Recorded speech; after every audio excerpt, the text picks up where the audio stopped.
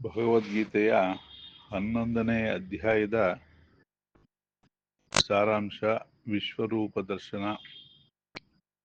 ಅದಕ್ಕೆ ಯಥಾಮತಿ ಆ ವಾಗ್ದೇವಿ, ಆ ಶ್ರೀಕೃಷ್ಣ ಏನು ನುಡಿಸ್ತಾರೋ ಅದನ್ನ ಹೇಳೋ ಒಂದು ಪ್ರಯತ್ನವನ್ನ ಮಾಡ್ತಾ ಇದ್ದೀನಿ. ಹರಿ ಓಂ ಶ್ರೀ ಗುರುಭ್ಯೋ ನಮಃ. ಗುರು ಬ್ರಹ್ಮ ಗುರು ವಿಷ್ಣು ಗುರುರ್ದೇವೋ ಮಹೇಶ್ವರ ಗುರು ಸಾಕ್ಷಾತ್ ಪರಬ್ರಹ್ಮಾಸ್ಮೈ ಶ್ರೀ ಗುರುವೇ ನಮಃ. ಗುರುವೇ ಸರ್ವಲೋಕಾನಾಂ ವಿಷಜೇ ಭವರೋಗಿಣಾಂ ನಿಧಯೇ ಸರ್ವವಿದ್ಯಾನಾಂ ಶ್ರೀ ದಕ್ಷಿಣಾಮೂರ್ತಯೇ ನಮಃ. ವಕ್ರತುಂಡ ಮಹಾಕಾಯ ಕೋಟಿಸೂರ್ಯಸಮಪ್ರಭಾ ನಿರ್ವಿಘ್ನಂ ಕುರು ಮೇ ದೇವ ಸರ್ವಕಾರ್ಯೇಷು ಸರ್ವದಾ. ಪ್ರಣೋ ದೇವಿ ಸರಸ್ವತಿ ವಾಜೇಭಿರ್ವಾಜಿನೀವತಿ ಧೀನಾಮ ವಿದ್ಯವತು ಆನೋ ದಿವೋ ಪ್ರಹತಃ ಪರ್ವತಾದ ಸರಸ್ವತಿ ಯಜದಾಗಂತು ಯಜ್ಞಂ ವಾಗ್ದೇವ್ಯೈ ನಮಃ. ಓಂ ನಾರಾಯಣಂ ನಮಸ್ಕೃತ್ಯ ನರಂ ಚೈವ ನರೋತ್ತಮಂ ದೇವೀಂ ಸರಸ್ವತಿಂ ವ್ಯಾಸಂ ತತೋ ಜಯಮುದೀರಯೇತ್. ವ್ಯಾಸಾಯ ವಿಷ್ಣುರೂಪಾಯ ವ್ಯಾಸರೂಪಾಯ ವಿಷ್ಣುಮೇವ ನಮೋ ವೈ ಬ್ರಹ್ಮಸಯೇ ವಾಸಿಷ್ಠಾಯ ನಮೋ ನಮಃ. ಅವಿಕಾರಾಯ ಶುದ್ಧಾಯ ನಿತ್ಯಾಯ ಪರಮಾತ್ಮನೇ ಸದೈಕರೂಪರೂಪಾಯ ವಿಷ್ಣುವೇ ಸರ್ವಜಿಷ್ಣವೇ. ಓಂ ನಮೋ ಭಗವತೆ ವಾಸುದೇವಾಯ. ಓಂ ಸದಾಶಿವಸಮಾರಂಭಾಂ ಶಂಕರಾಚಾರ್ಯಮಧ್ಯಮಾಂ ಅಸ್ಮದಾಚಾರ್ಯಪರ್ಯಂತಾಂ ವಂದೇ ಗುರುಪರಂಪರಾಂ. ಶಂಕರಂ ಶಂಕರಾಚಾರ್ಯಂ ಕೇಶವಂ ಬಾದರಾಯಣಂ ಸೂತ್ರಭಾಷಕೃತೌ ವಂದೇ ಭಗವಂತೌ ಪುನಃ ಪುನಃ.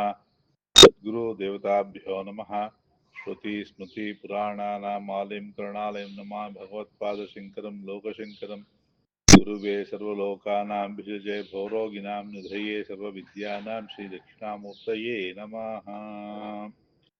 ಹರಿ ಓಂ ಶ್ರೀ ಗುರುಭ್ಯೋ ನಮಃ. ನಾರಾಯಣಂ ನಮಸ್ಕೃತ್ಯ ನರಂ ಚೈವ ನರೋತ್ತಮಂ ದೇವೀಂ ಸರಸ್ವತಿಂ ವ್ಯಾಸಂ ತತೋ ಜಯಮುದೀರಯೇತ್.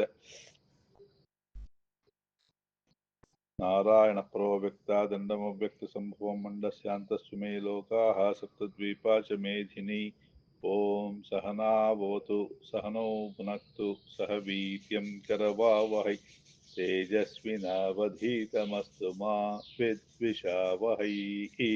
ಓಂ ಶಾಂತಿ ಶಾಂತಿ ಶಾಂತಿ. ಹರಿ ಓಂ ಶ್ರೀ ಗುರುಭ್ಯೋ ನಮಃ.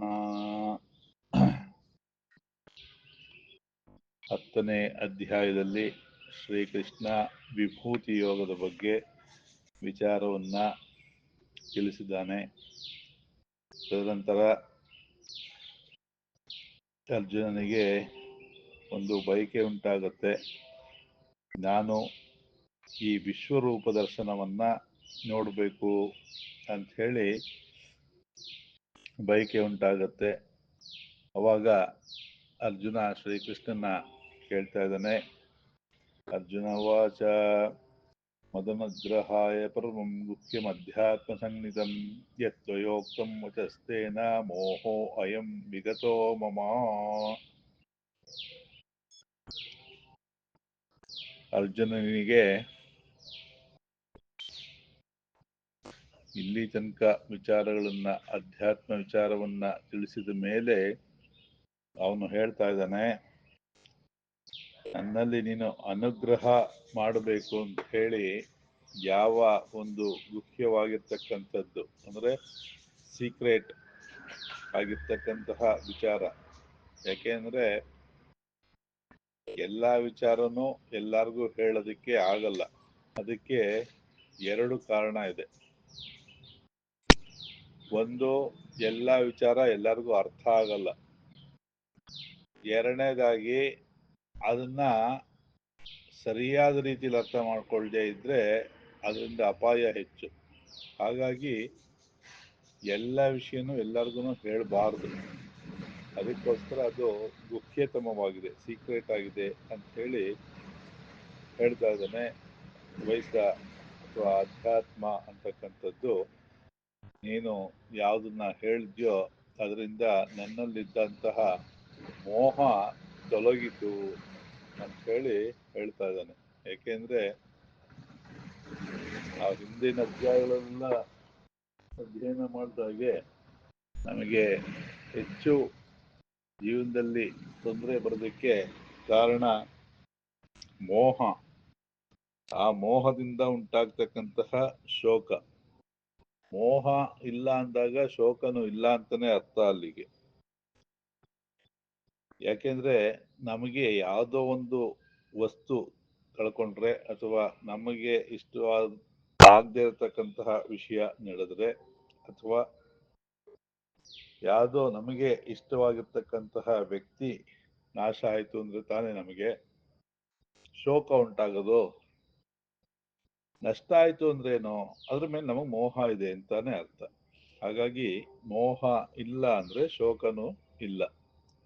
By one get one free ತರ ಅದು. ಅದನ್ನ ಅರ್ಜುನ ಇಲ್ಲಿ ಹೇಳ್ತಾ ಇದ್ದಾನೆ. ಮುಂದೆ ಹಾಗೆ ಮುಂದುವರೆದು ಅರ್ಜುನ ಹೇಳ್ತಾ ಇದ್ದಾನೆ, ಏವಂ ಏತದಾತ್ ಏವಂ ಏತದ್ಯಥಾರ್ಥ ತ್ವಮಾತ್ಮಾನಂ ಪರಮೇಶ್ವರ ದ್ರಷ್ಟುಮಿಚ್ಛಾಮಿ ತೇ ರೂಪಮೈಶ್ವರಂ ಪುರುಷೋತ್ತಮ ಏವಂ ಏತದ್ ಅದ್ಯಥಾರ್ಥ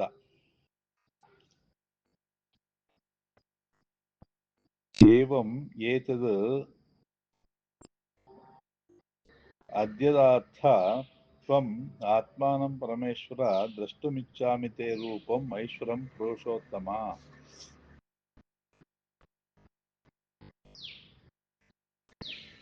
ಹೇ ಪರಮೇಶ್ವರ, ನೀನು ಹೇಗೆ ಇದೆಯೋ ಅಥವಾ ನೀನು ಹೇಗೆ ಹೇಳಿಕೊಂಡಿದೆಯೋ ನಿನ್ನ ವಿಭೂತಿ ಯೋಗವನ್ನ, ಅದು ಸರಿ. ಆದರೆ ಅದನ್ನು ನಾನು ನಿನ್ನ ಆ ಒಂದು ವಿಶೇಷವಾದಂತಹ ಐಶ್ವರ್ಯ ರೂಪವನ್ನ ನೋಡಬೇಕು ಅಂತ ಹೇಳಿ ಇಚ್ಛೆಯನ್ನ ವ್ಯಕ್ತಪಡಿಸ್ತಾ ಇದ್ದಾನೆ ಕೃಷ್ಣ. ಕೃಷ್ಣನಲ್ಲಿ ಅರ್ಜುನ ವ್ಯಕ್ತಪಡಿಸ್ತಾ ಇದ್ದಾನೆ. ಅವಾಗ ನಮ್ಗೆ ಯಾವ್ದಾದ್ರು ಒಂದು ವಿಷಯ ಗೊತ್ತಾಯ್ತು ಅಂದ್ರೆ ಅದು ಸಾಮಾನ್ಯವಾಗಿ ಅದನ್ನ ಪಡ್ಕೊಳ್ಳೋದಕ್ಕೆ ಬಯಸ್ತೀವಿ ಲೌಕಿಕ ಜೀವನದಲ್ಲಿ ಅಲ್ವಾ. ಯಾವುದೋ ಒಂದು ದೇಶ ಅಥವಾ ಯಾವುದೋ ಒಂದು ವಸ್ತು ಅಥವಾ ಯಾವುದೋ ಒಂದು ವ್ಯಕ್ತಿ ವಿಶೇಷವಾಗಿದೆ ಅಂತಂದಾಗ ನಮಗೆ ಅದರಲ್ಲಿ ಅನುರಾಗ ಅಥವಾ ಬಯಕೆ ಮೂಡೋದು ಸಹಜ. ಅದನ್ನ ನೋಡಬೇಕು, ಅದನ್ನ ಪಡ್ಕೊಳ್ಬೇಕು ಇತ್ಯಾದಿ.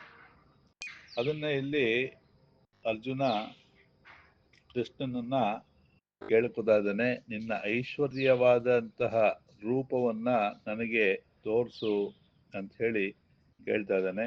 ಮುಂದೆ ಹೇಳ್ತಾನೆ, ಮನ್ಯಸೆ ಯದಿ ತಚ್ಛಕ್ಯಂ ಮಯಾ ದ್ರಷ್ಟುಮಿತಿ ಪ್ರಭೋ ಯೋಗೇಶ್ವರ ತಥೋ ಮೇ ತ್ವಂ ದರ್ಶಯಾತ್ಮಾನಂ ಅವ್ಯಯಂ. ಮನ್ಯಸೆ ಯದಿ ತತ್ ಶಕ್ಯಂ ಮಯಾ ದ್ರಷ್ಟುಮಿತಿ ಪ್ರಭೋ ಯೋಗೇಶ್ವರ ತಥೋ ಮೇ ತ್ವಂ ದರ್ಶಯಾತ್ಮಾನಂ ಅವ್ಯಯಂ. ಇಲ್ಲಿ ಅರ್ಜುನನ ವಿಶೇಷಣವನ್ನ ನಾವು ಗಮನಿಸ್ಬೇಕು. ನಮಗೆ ಏನ್ ವಿಶೇಷಣ ಅಂತಂದ್ರೆ, ನಾವು ಯಾವ್ದನ್ನ ಪಡ್ಕೊಳ್ಬೇಕು ಅಂತ ಅಪೇಕ್ಷೆ ಪಡ್ತೀವೋ ಅದನ್ನ ಪಡ್ಕೊಳ್ಳೋಕ್ಕೆ ನಮಗೆ ಯೋಗ್ಯತೆ ಇದೆಯಾ ಇಲ್ವಾ ಅಂತಕ್ಕಂಥದ್ದನ್ನ ನಾವು ಯೋಚನೆ ಮಾಡೋದಿಲ್ಲ. ಅದು ಬೇಕು ಅಂತ ಬಯಕೆ ಪಟ್ಬಿಡ್ತೀವಿ ಅಥವಾ ಕೇಳ್ಬಿಡ್ತೀವಿ. ಸಾಧ್ಯ ಆದಾಗ ನೇರವಾಗಿ ಕೇಳೇ ಬಿಡ್ತೀವಿ ಇಂಥದ್ದು ಬೇಕು ಅಂತ ಹೇಳಿ. ಆದ್ರೆ ಅದನ್ನ ತಡ್ಕೊಳ್ಳೋದು ಅಥವಾ ಅದನ್ನ ಸಹಿಸ್ಕೊಳ್ಳೋ ಶಕ್ತಿ ನಮಗೆ ಇದೆಯಾ ಇಲ್ವಾ ಅನ್ನೋದು ಗೊತ್ತಿಲ್ಲ. ಇಲ್ಲಿ ವಿಶೇಷ ಏನು ಅಂತಂದ್ರೆ, ಅರ್ಜುನ ಕೇಳ್ತಾ ಇದ್ದಾನೆ, ಹೇ ಪ್ರಭು, ನಿನ್ನ ವಿಶ್ವರೂಪವನ್ನ ನೋಡ್ಬೇಕು ಅಂತ ಬಯಕೆ ಏನೋ ಇದೆ ನನಗೆ. ಆದ್ರೆ ಅದನ್ನ ನೋಡೋದಕ್ಕೆ ನನಗೆ ಶಕ್ಯ ಇದೆ ಅಂತ ನಿನಗನ್ಸಿದ್ರೆ ಅವಾಗ ನಿನ್ನ ಯೋಗೇಶ್ವರನಾದಂತಹ ನೀನು ನಿನ್ನ ಅವ್ಯಯವಾದಂತಹ ರೂಪವನ್ನು ನನಗೆ ತೋರಿಸು ಅಂತ ಕೇಳ್ತಾನೆ. ನೋಡಿ, ಇದು ವಿಶೇಷ. ಈಗ ನಮಗೆ ಒಂದು ಉದಾಹರಣೆಗೆ ಒಂದು ಮನೆ ಬೇಕು ಅನ್ನೋದು ನಿಜ. ಅರಮನೆ ಕೊಟ್ರೆ ಮೇಂಟೈನ್ ಮಾಡೋಕ್ಕಾಗಲ್ಲ ನಮಗೆ ಅಲ್ವಾ. ಹಾಗೆ ಈಗ ಒಂದು ಸಾಮಾನ್ಯ ಕಾರ್ ಆದ್ರೆ ಮೇಂಟೈನ್ ಮಾಡ್ಬೋದು. ಬರೀ 7 ಕಿಲೋಮೀಟ್ರು 5 ಕಿಲೋಮೀಟ್ರು 8 ಕಿಲೋಮೀಟರ್ ಬರುವಂತ ಕಾರ್ ತಗೊಂಡ್ರೆ ನಾವು ಅದಕ್ಕೆ ಪೆಟ್ರೋಲ್ ಹಾಕ್ಸಕ್ಕಾಗಲ್ಲ. ಅದನ್ನ ರಿಪೇರಿ ಮಾಡಿ ಮೇಂಟೈನ್ ಮಾಡೋದಕ್ಕಾಗಲ್ಲ. ಅದಕ್ಕೆ ಇನ್ಶೂರೆನ್ಸ್ ಸಾವಿರಾರು ರೂಪಾಯಿ, ಲಕ್ಷಾಂತರ ರೂಪಾಯಿ ಇರುತ್ತೆ. ಅದು ಕಟ್ಟಕ್ಕೆ ಕಷ್ಟ ಆಗತ್ತೆ. ಯಾರೋ ಕಾರ್ ಕೊಟ್ಟರು ಕೂಡ ನಾವು ಅದನ್ನ ಉಪಯೋಗಿಸೋದಕ್ಕಾಗಲ್ಲ. ಸೊ ದೊಡ್ಡ ಅರಮನೆ ತರದ್ ಕೊಟ್ಟರು ಅದನ್ನ ಮೇಂಟೈನ್ ಮಾಡೋಕ್ಕಾಗಲ್ಲ. ಹಾಗೆ ನಮ್ಮ ಶಕ್ತಿ ಸಾಮರ್ಥ್ಯ ಏನು ಅನ್ನೋದನ್ನ ನಾವು ಅರ್ಥ ಮಾಡ್ಕೊಂಡು ಕೇಳಬೇಕು. ಆ ರೀತಿಯಾಗಿ ಅರ್ಜುನ ವಿವೇಚನೆಯಿಂದ ಕೇಳ್ತಾ ಇದ್ದಾನೆ ಶ್ರೀಕೃಷ್ಣನಲ್ಲಿ, ನನಗೆ ನಿನ್ನ ಐಶ್ವರ್ಯವನ್ನ ಅಂದ್ರೆ ಅವ್ಯಯವಾದಂತಹ ರೂಪವನ್ನ ನೋಡೋಕ್ಕೆ ನನಗೆ ಯೋಗ್ಯತೆ ಇದೆ ಅಂತ ನಿನಗನ್ಸಿದ್ರೆ ಆ ರೂಪವನ್ನ ತೋರಿಸು ಅಂತ ಹೇಳಿ. ನಾವು ನಮಗೆ ದುಃಖ ಪಡ್ತಿದೀವಿ ಜೀವನದಲ್ಲಿ ಯಾಕೆ ಅಂತಂದ್ರೆ ಇದು ಒಂದು ಕಾರಣ. ನಮ್ಮ ಅರ್ಹತೆಗೆ, ನಮ್ಮ ಅಳತೆಗೆ ಮೀರಿದ್ದನ್ನು ನಾವು ಪಡ್ಕೊಂಡಾಗ ನಮಗ್ ದುಃಖ ಉಂಟಾಗುತ್ತೆ. ಎಕ್ಸಾಂಪಲ್ಲು, ಒಂದೆರಡು ಚಪಾತಿನೋ ಅಥವಾ ಒಂದೆರಡು ರೊಟ್ಟಿನೋ ತಿಂದ್ರೆ ಅರಸ್ಕೊಳ್ಬೋದು ಅಂತ ಶಕ್ತಿ ನಮಗೆ ಇದ್ರೆ ತುಂಬಾ ಚೆನ್ನಾಗಿದೆ ಅಂದ್ಬಿಟ್ಟು ನೀವು 3-4 ತಿಂದ್ಬಿಟ್ರೆ ಒದ್ದಾಡ್ಬೇಕಾಗಿರೋದು ನಾವೇನೆ ಅಲ್ವಾ? ಯಾಕಂದ್ರೆ ನಮಗೆ ಜೀರ್ಣಶಕ್ತಿ, ಡೈಜೆಷನ್ ಪವರ್ ಎಷ್ಟಿದೆ ನೋಡ್ಕೊಂಡು ಅಷ್ಟೇ ತಿನ್ಬೇಕು. ಅದಕ್ಕಿಂತ ಹೆಚ್ಚಾಗಿ ತಿನ್ಬಿಟ್ರೆ ಬಹಳ ಹಿಂಸೆ ಆಗತ್ತೆ ಅದು ಡೈಜೆಷನ್ ಆಗೋವರೆಗೂ. ಹಾಗೆ ಇದು ಒಂದು ವಿಶೇಷವಾಗಿ ಗಮನಿಸ್ಕೊಳ್ಬೇಕು. ಅದು ತಿನ್ನೋ ವಿಚಾರ ಇರ್ಬೋದು ಅಥವಾ ಯಾವುದೇ ವ್ಯಕ್ತಿಯ ವಿಚಾರ ಇರ್ಬೋದು, ವಿಷಯದ ವಿಚಾರ ಇರ್ಬೋದು. ಅದು ನಮಗೆ ಕೆಪಾಸಿಟಿ ಇದೆಯಾ ತಡ್ಕೊಳ್ಳೋದಕ್ಕೆ ಅಂತ ಹೇಳಿ. ಈ ವೇದಾಂತವನ್ನ ಆದಷ್ಟು ನನಗೆ ಗೊತ್ತಿದ್ದಷ್ಟು ಸರಳವಾಗಿ ಕಲ್ಪನೆ ಮಾಡಿ ಹೇಳೋದಕ್ಕೆ ಪ್ರಯತ್ನ ಮಾಡ್ತಾ ಇದ್ದೀನಿ. ಆದ್ರೆ ಈ ದೊಡ್ಡ ಪಂಡಿತರಿಗೆ ಹೇಳೋ ತರ ಹೇಳ್ಬಿಟ್ರೆ ಸಾಮಾನ್ಯ ಜನಕ್ಕೆ ಅರ್ಥವೇ ಆಗಲ್ಲ. ಅಥವಾ ನಮಗೇನೆ ಕೆಲವು ಪರಿಚಯ ಇಲ್ದಿರೋ ಪದಗಳನ್ನ ಉಪಯೋಗಿಸ್ಬಿಟ್ರೆ ಸಂಸ್ಕೃತದಲ್ಲಿ ತಿರ್ಗಿ ಅದಕ್ಕೇನು ಅರ್ಥ ಅಂತ ಹುಡುಕ್ಕೋಬೇಕಾಗತ್ತೆ. ನಾವು ಕನ್ನಡದವರೇ ಆದ್ರೂ ಕೂಡ ಎಷ್ಟೋ ಪದಗಳು ಉಪಯೋಗಿಸದೆ ನಾವು ಕನ್ನಡದಲ್ಲಿ ಅರ್ಥ ಹೋಗಿರುತ್ತೆ. ಆ ಪದ ಹೊಸದಾಗಿದ್ದಾಗ ಅದಕ್ಕೆ ಅನ್ಯಲ್ಲ ಅರ್ಥ ಹುಡುಕ್ಬೇಕಾಗುತ್ತೆ. ಆ ರೀತಿ ಇರುತ್ತೆ. ಹಾಗಾಗಿ ನಮ್ಮ ಅರ್ಹತೆಗೆ ತಕ್ಕನಾದಂತಹ ವಸ್ತು ಆಗಲಿ, ವಿಷಯ ಆಗಲಿ, ವ್ಯಕ್ತಿನಾಗ್ಲಿ ನಾವು ಆರಿಸ್ಕೊಳ್ಬೇಕು ಅಂತ ಹೇಳಿ ಇಲ್ಲಿ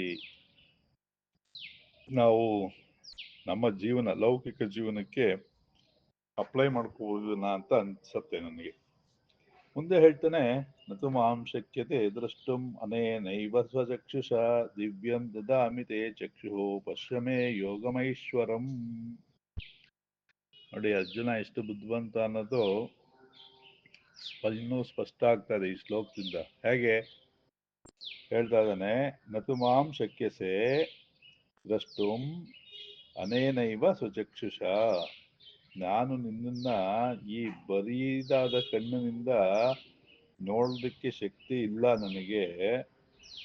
ಹಾಗಾಗಿ ನೀನೇನ್ ಮಾಡ್ಬೇಕು, ನನಗೆ ದಿವ್ಯಂ ದದಾಮಿತೆ ಚಕ್ಷು ಪಶ್ಯಮೇ ಯೋಗಮೈಶ್ವರಂ, ನನಗೆ ನೀನು ದಿವ್ಯವಾದ ಚಕ್ಷಸ್ಸನ್ನ ಕೊಡು. ಯಾತಕ್ಕೆ? ನಿನ್ನ ಆ ಪ್ರಭೆಯನ್ನ ತಡ್ಕೊಳ್ಳೋದಕ್ಕೆ ನನಗಿರೋ ಸಾಮಾನ್ಯವಾದ ಕಣ್ಣಿಂದ ಸಾಧ್ಯ ಇಲ್ಲ. ಹಾಗಾಗಿ ದಿವ್ಯವಾದ ಚಕ್ಷಸ್ಸನ್ನ ಕೊಡು ಅಂತ ಹೇಳಿ ಆ ಭಗವಂತನ್ನೇ ಕೇಳ್ತಾ ಇದ್ದ.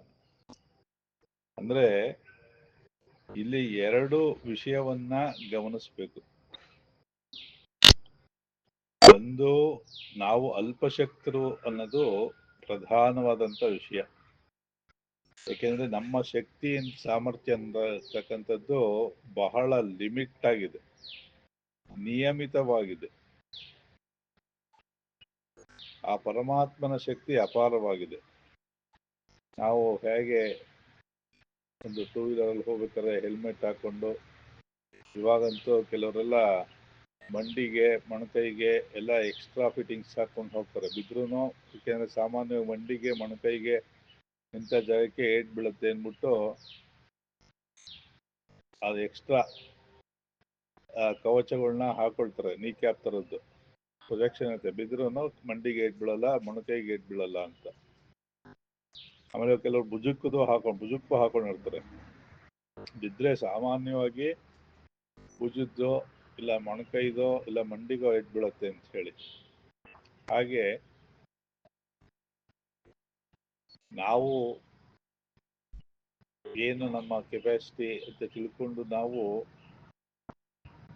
ಅದಕ್ಕೆ ತಕ್ಕನಾದಂತಹ ಪ್ರಿಕಾಷನರಿ ತಗೊಳ್ಬೇಕಲ್ವಾ. ಹಾಗೇನೆ ಇಲ್ಲಿ ಅರ್ಜುನ ಹೇಳ್ತಾ ಇದ್ದಾನೆ, ನನ್ನ ಈ ಬರಿಯದಾದ ಕಣ್ಣಿಂದ ನಿನ್ನ ಆ ಪ್ರಭೆಯನ್ನು ನೋಡೋಕ್ಕಾಗಲ್ಲ. ಯಾಕೆಂದ್ರೆ ನಾವು ಒಬ್ಬ ಸೂರ್ಯನನ್ನೇ ಮಧ್ಯಾಹ್ನದಲ್ಲಿ ನೋಡೋದಕ್ಕೆ ಆಗೋದಿಲ್ಲ. ಅಂಥದ್ರಲ್ಲಿ ಕೋಟಿ ಸೂರ್ಯ ಸಮಪ್ರಭಾ ಏನು ನಿನ್ನ ನೋಡೋಕ್ಕಾಗಲ್ಲ ಅಂದ್ಬಿಟ್ಟು ಕೃಷ್ಣನ ಪ್ರಾರ್ಥನೆ ಮಾಡ್ತಾ ಇದ್ದಾನೆ, ದಿವ್ಯ ಚಕ್ಷಸ್ಸನ್ನ ಕೊಡು ಅಂತ ಹೇಳಿ. ನಮಗೆ ಜೀವನದಲ್ಲಿ ಈ ರೀತಿಯಾದಂತಹ ಒಂದು ಮುಂದಾಲೋಚನೆ ಇರಬೇಕು. ಏನಾದರೂ ಕೆಲಸ ಮಾಡಕ್ ಹೋದ್ರೆ ಅದರಿಂದ ಆಗ್ತಕ್ಕಂತಹ ಕಾಸ್ ಅಂಡ್ ಎಫೆಕ್ಟ್ಸ್ ಎರಡೂ ಗೊತ್ತಿರಬೇಕು. ಯಾತಕ್ಕೋಸ್ಕರ ಮಾಡ್ತಿದೀವಿ ಅನ್ನೋ ಕಾರಣ ಗೊತ್ತಿರಬೇಕು, ಕಾಸ್. ಇದರಿಂದ ಏನಾಗತ್ತೆ ಎಫೆಕ್ಟ್ಸ್, ಪರಿಣಾಮ ಅನ್ನೋದು ಗೊತ್ತಿರಬೇಕು. ಅವಾಗ ಒಂದು ಕಾರ್ಯ ಮಾಡಿದ್ದು ಸಾಫಲ್ಯವನ್ನ ಹೊಂದುತ್ತೆ. ಯಾವುದು ಗೊತ್ತಿಲ್ಲ ಅಂತಂದ್ರೂ ಆ ಕಾರ್ಯ ಸಾಫಲ್ಯವನ್ನ ಹೊಂದಲ್ಲ. ಕಾರಣ ಗೊತ್ತಿಲ್ಲ ಅಂದ್ರೂ ಕೆಲಸ ಮಾಡೋದಕ್ಕೆ ಹೋಗ್ಬಾರ್ದು. ಪರಿಣಾಮ ಏನಾಗುತ್ತೆ ಅಂತ ಗೊತ್ತಿಲ್ಲದೆ ಇದ್ರೂ ಕೂಡ ನಾವು ಆ ಕೆಲಸವನ್ನು ಮಾಡೋದಕ್ಕೆ ಹೋಗ್ಬಾರ್ದು ಅಲ್ವಾ. ನಾವು ಯಾರನ್ನ ಅನುಸರಿಸಬೇಕು ಮತ್ತೆ ಏನನ್ನ ಅಪೇಕ್ಷಿಸಬೇಕು ಅನ್ನೋದು ಕೂಡ ಈ ಒಂದು ಶ್ಲೋಕದಿಂದ, ಅಥವಾ ನಾವು ಆ ಕಾರ್ಯ ಸಿದ್ಧಿಗೆ ಏನೇನು ಮಾಡ್ಕೊಳ್ಬೇಕು ಅನ್ನೋದು ಕೂಡ ಈ ಒಂದು ಶ್ಲೋಕದಿಂದ ನಮ್ಮ ಲೌಕಿಕ ಜೀವನಕ್ಕೆ ಅಳವಡಿಸ್ಕೊಳ್ಬೋದು ಅಂತ ಅನ್ಸತ್ತೆ. ಮುಂದೆ ಹೇಳ್ತಾ ಇದ್ದಾನೆ, ದಿವಿ ಸೂರ್ಯ ಸಹಸ್ರಸ್ಯ ಭವೇದ್ ಜಗದುಪಸ್ಥಿತ ಯದಿ ಭಾಹ ಸದೃಶೀ ಸಾ ಸ್ಯಾತ್ ಭಾಸಸ್ತಸ್ಯ ಮಹಾತ್ಮನಃ. ಇಲ್ಲಿ ಈ ಶ್ಲೋಕದಲ್ಲಿ ಏನ್ ಹೇಳ್ತಾ ಇದ್ದಾನೆ, ದಿವಿ ಸೂರ್ಯ ಸಹಸ್ರಸ್ಯ, ಅಂತರಿಕ್ಷದಲ್ಲಿ 1000 ಸೂರ್ಯರು ಒಂದೇ ಸತಿ ಉದಯಿಸಿದ್ರೆ ಎಷ್ಟು ಬೆಳಕಿರುತ್ತೋ ಆ ರೀತಿಯಾಗಿ ಏನಾಗಿದೆ, ಆ ಒಂದು ಬೆಳಕು ಆ ಮಹಾತ್ಮನ ತೇಜಸ್ಸಿಗೆ ಸಮಾನವಾಗಿದೆಯಂತೆ.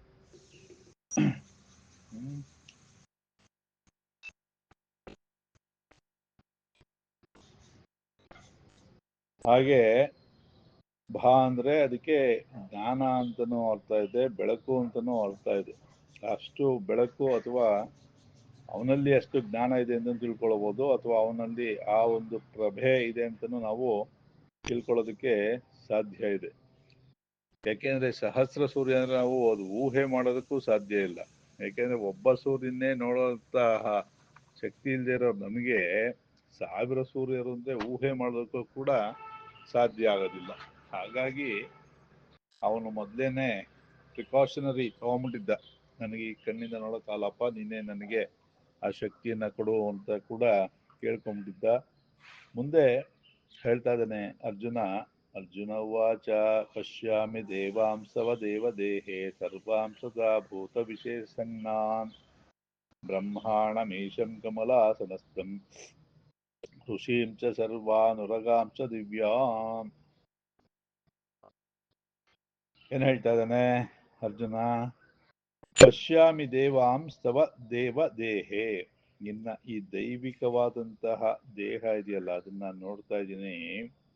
ಏನ್ ನೋಡ್ತಾ ಇದ್ದೀನಿ, ಸರ್ವಾಂಸತ ಭೂತ ವಿಶೇಷ ಸಂಜ್ಞಾಂ, ಎಲ್ಲ ಭೂತಗಳ ವಿಶೇಷ, ಪೃಥ್ವ್ಯಾಪಸ್ತೇಜಾದಿ ಭೂತಗಳ ವಿಶೇಷ ಸಂಜ್ಞೆಯನ್ನ ನೋಡ್ತಾ ಇದ್ದೀನಿ. ಬ್ರಹ್ಮನ್ನ ನೋಡ್ತಾ ಇದ್ದೀನಿ, ಈಶ್ವರನ್ನ ನೋಡ್ತಾ ಇದ್ದೀನಿ, ಕಮಲಾಸನಸ್ಥನಾಗಿರ್ತಕ್ಕಂತಹ ದೇವತೆಗಳನ್ನ ನೋಡ್ತಾ ಇದ್ದೀನಿ, ಜೊತೆಗೆ ಋಷಿಗಳನ್ನ ನೋಡ್ತಾ ಇದ್ದೀನಿ. ಮತ್ತೆ ಋಷಿಗಳು ಸರ್ವಾನ್ ಉರಗಾಂಶ, ಉರಗ ಅಂದ್ರೆ ಹಾವುಗಳು, ಎಲ್ಲ ರೀತಿ ಬಗೆ ಬಗೆಯಾದಂತ ಹಾವಿನ ದಿವ್ಯ ಉರಗಳು ಅನಂತಂ ವಾಸಿಕಂ ಶೇಷಂ ಅಂತ ಹೇಳ್ತಾರಲ್ಲ, ಆ ಥರ ವಿಶೇಷವಾದ ಮೃಗಗಳು ಕೂಡ ನಿನ್ನಲ್ಲೇನೆ ನನಗೆ ಕಂಡು ಬರ್ತಾ ಇದೆ ಅಂತ ಹೇಳಿ ಅರ್ಜುನ ಆ ಭಗವಂತನ ಪ್ರಾರ್ಥನಾ ರೂಪದಲ್ಲಿ ಹೇಳ್ತಾ ಇದ್ದಾನೆ. ಅವನು ನೋಡ್ತಾ ಇದ್ದಾನೆ, ಜೊತೆಗೆ ಅದನ್ನ ವಿವರಣೆಯನ್ನು ಕೂಡ ಕೊಟ್ಟು ಆ ಭಗವಂತನ ಮಹಿಮೆ ಹೇಗಿತ್ತು ಅಂತ ನಮಗೆ ವ್ಯಾಸ ಮಹರ್ಷಿಗಳು ಇಲ್ಲಿ ತಿಳಿಸಿದ್ದಾರೆ. ಯಾಕೆ ಅಂತಂದ್ರೆ ಅವನು ವಿಶೇಷವಾದಂತಹ ಪುಣ್ಯದಿಂದ ಆ ವಿಶ್ವರೂಪವನ್ನ ನೋಡಿದ್ದ. ಅದು ಹೇಗಿತ್ತು ಅನ್ನತಕ್ಕಂಥ ಒಂದು ಕಲ್ಪನೆ ಬರ್ಬೇಕಾದ್ರೆ ನಮ್ಗೇನಾಗ್ಬೇಕು, ವ್ಯಾಸ ಮಹರ್ಷಿಗಳಂತಹ ಮಹಾನುಭಾವರು, ಅವರು ವಿಷ್ಣುವಿನ ಅಂಶವೇ ಅಂತ ನಾವು ನಂಬಿದ್ದೀವಿ, ಅಂಥವರು ನಮಗೆ ಅನುಗ್ರಹವನ್ನ ಮಾಡ್ತಾ ಇದ್ದಾರೆ. ಮತ್ತೆ ಶಂಕರ ಭಗವತ್ಪಾದರು ನಮಗೆ ಇನ್ನೂ ಸುಸ್ಪಷ್ಟವಾಗಿ ಮಾಡೋದಕ್ಕೆ ಆ ಭಾಷ್ಯವನ್ನು ಬರೆದಿರೋದ್ರಿಂದ ನಮಗೆ ಅರ್ಥ ಮಾಡ್ಕೊಳ್ಳೋದಕ್ಕೆ ಸುಲಭ ಆಗುತ್ತೆ. ಇಂತಹ ಮಹಾತ್ಮರಿಂದ ನಾವು ವಿಚಾರವನ್ನು ತಿಳ್ಕೊಂಡು ನಮ್ಮ ಲೌಕಿಕ ಜೀವನಕ್ಕೆ ಯಾವ ಥರ ಅದನ್ನ ಅಪ್ಲೈ ಮಾಡ್ಕೊಳ್ಬೇಕು, ಅಂದ್ರೆ ಅನುಷ್ಠಾನದಲ್ಲಿ ತಗೊಳ್ಬೇಕು ಅಂತಕ್ಕಂಥದ್ದನ್ನು ಯೋಚನೆ ಮಾಡ್ಲದ್ರ ಜೊತೆಗೆ ಮಾಡಿದ್ರೆ ಆ ಒಂದು ನಮ್ಮ ಜ್ಞಾನ ಉಂಟಾಗುತ್ತೆ. ಆ ಜ್ಞಾನ ಉಂಟಾದಾಗ ಮಾತ್ರ ಸುಖ ಅಂತಕ್ಕಂಥದ್ದು ಉಂಟಾಗೋದು. ಭಗವದ್ಗೀತೆ ಹೋದ್ರೆ ಪುಣ್ಯ ಬರುತ್ತೆ, ಮಹಾಭಾರತ ಹೋದ್ರೆ ಪುಣ್ಯ ಬರುತ್ತೆ, ರಾಮಾಯಣ ಹೋದ್ರೆ ಪುಣ್ಯ ಬರುತ್ತೆ. ಅಂದ್ರೆ ಏನು ಪುಣ್ಯ ಬರುತ್ತೆ ಅಂದ್ರೆ ಅರ್ಥ, ಅದನ್ನ ಸರಿಯಾಗಿ ನಾವು ಅರ್ಥ ಮಾಡ್ಕೊಂಡು ಅಳವಡಿಸ್ಕೊಂಡಾಗ ಪುಣ್ಯ ಬರುತ್ತೆ. ಪುಣ್ಯ ಅಂದ್ರೆ ಏನು? ಯಾರು ಪುಣ್ಯ ಮಾಡ್ತಾರೋ ಅವ್ರು ಸುಖಿಗಳಾಗಿರ್ತಾರೆ, ಯಾರು ಪಾಪಿಗಳೋ ಅವ್ರ ಕಷ್ಟ ಅನುಭವಿಸ್ತಾರೆ ಅನ್ನೋ ತಾನೇ ತಾತ್ಪರ್ಯ. ಹಾಗೆ ನಾವು ಇದನ್ನ ಸರಿಯಾದ ರೀತಿಯಲ್ಲಿ ಅರ್ಥ ಮಾಡಿಕೊಂಡು ಜೊತೆಗೆ ಅನುಷ್ಠಾನವನ್ನು ಮಾಡಬೇಕು. ಅವಾಗ ಅದರ ಫಲ ಸಿಗತ್ತೆ. ಇಲ್ಲ ಅಂದ್ರೆ ಏನು ಉಪಯೋಗ ಅಲ್ವಾ? ಹಾಗೆ ಮುಂದೆ ಹೇಳ್ತಾ ಇದ್ದಾನೆ, ಅನಾದಿ ಮಧ್ಯಾಂತಮನಂತ ವೀರ್ಯಂ ಅನಂತ ಬಾಹುಂ ಶಿಶಿಸೂರ್ಯ ನೇತ್ರಂ ಪಶ್ಯಾಮಿ ತ್ವಾಂ ದೀಪ್ತಹುತಾಶವಕ್ತಂ ಸ್ವ ತೇಜಸ ವಿಶ್ವಮಿದಂ ಇದಂ ತಪಂತಂ. ನೋಡಿ, ಆ ಒಂದು ಭಗವಂತನ ದರ್ಶನ ಮಾಡಿದ ತಕ್ಷಣ ಅವನಲ್ಲಿರ್ತಕ್ಕಂತಹ ರೂಪ ವೈವಿಧ್ಯವನ್ನ, ಆ ವಿಶಾಲತ್ವವನ್ನ, ಆ ತೇಜಸ್ಸನ್ನ, ಆ ವಿರಾಟ್ ಸ್ವರೂಪನಾಗಿರ್ತಕ್ಕಂತಹ ಆದಿ ಮಧ್ಯಾಂತ ಶೂನ್ಯನಾಗಿರ್ತಕ್ಕಂತಹ ಪರಮಾತ್ಮನ್ನ ಅನಾಯಾಸವಾಗಿ ನಮಗೆ ವ್ಯಾಸ ಮಹರ್ಷಿಗಳು ಇಲ್ಲಿ ನಮಗೆ ಅನುಗ್ರಹವನ್ನ ಮಾಡಿದ್ದಾರೆ. ಅನಾದಿ, ನಿನಗೆ ಆದಿಯೂ ಇಲ್ಲ ಅಂತ್ಯವೂ ಇಲ್ಲ, ಹಾಗಾಗಿ ನೀನು ಅನಾದಿ.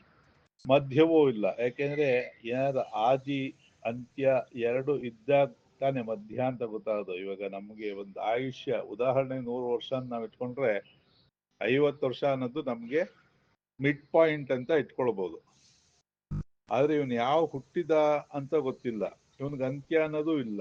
ಯಾಕೆಂದ್ರೆ ಯಾವ್ದು ಹುಟ್ಟೋದೋ ಅದಕ್ಕೆ ಮಾತ್ರ ಅಂತ್ಯ. ಇವನು ಅನಾದಿ, ಇವನ್ಗೆ ಹುಟ್ಟಿಲ್ಲ, ಸ್ವಯಂ ಆಗಿರೋದ್ರಿಂದ ಆದಿ ಅಂತ್ಯ ಎರಡು ಇಲ್ಲದೆ ಇದ್ದವನ್ಗೆ ಮಧ್ಯ ಎಲ್ಲಿ ಬರುತ್ತೆ? ಬರಕ್ ಸಾಧ್ಯ ಇಲ್ಲ. ಅನಾದಿ ಮಧ್ಯಾಂತ ಅನಂತ ವೀರ್ಯಂ, ಅನಂತ ವೀರ್ಯನಾಗಿದ್ದಾನೆ ಇವನು. ಅನಂತ ವೀರ್ಯ ಅಂತಂದ್ರೆ ಆ ಶಕ್ತಿ ಎಷ್ಟು ಅಂತ ನಾವು ಒಂದು ಕಲ್ಪನೆ ಕೂಡ ಮಾಡಕ್ಕಾಗಲ್ಲ. ಅಂತಹ ಶಕ್ತಿವಂತನಾಗಿದ್ದೀಯ ನೀನು ಅಂತ ಹೇಳಿ ಹೇಳ್ತಾನೆ. ಅನಂತ ಬಾಹುಂ, ಸಾಮಾನ್ಯವಾಗಿ ಚಿತ್ರಗಳಲ್ಲಿ, ಫೋಟೋಗಳಲ್ಲಿ 4 ಬಾಹುಗಳು, 6 ಬಾಹುಗಳು, 12 ಬಾಹುಗಳು, ಸಹಸ್ರ ಬಾಹುಗಳು, ಇವೆಲ್ಲ ಕಲ್ಪನೆಯಲ್ಲಿ ಪುರಾಣದಲ್ಲಿ ಬರುತ್ತೆ. ಆದ್ರೆ ಇಲ್ಲಿ ಅರ್ಜುನ ಆ ವಿಶ್ವರೂಪವನ್ನು ನೋಡ್ತಾ ಹೇಳ್ತಾ ಅನಂತ ಬಾಹು, ಎಷ್ಟು ಅಂತ ಕೌಂಟ್ ಮಾಡಕ್ಕಾಗಲ್ಲ. ಎನ್ ನಂಬರ್ ಅಂತ ಹೇಳ್ತಾರಲ್ಲ ಆತರ ಅಷ್ಟೊಂದು ಬಾಹುಗಳಿದೆ. ಇನ್ನ ಕಣ್ಣುಗಳಾದ್ರೂ ಯಾವ್ದ್ರಲ್ಲಿ ಇದೆ, ಯಾವ ತರ ಇದೆ, ಅಥವಾ ಯಾವ್ದಾಗಿದೆ ಅಂತಂದ್ರೆ ಶಶಿಸೂರ್ಯ ನೇತ್ರವು.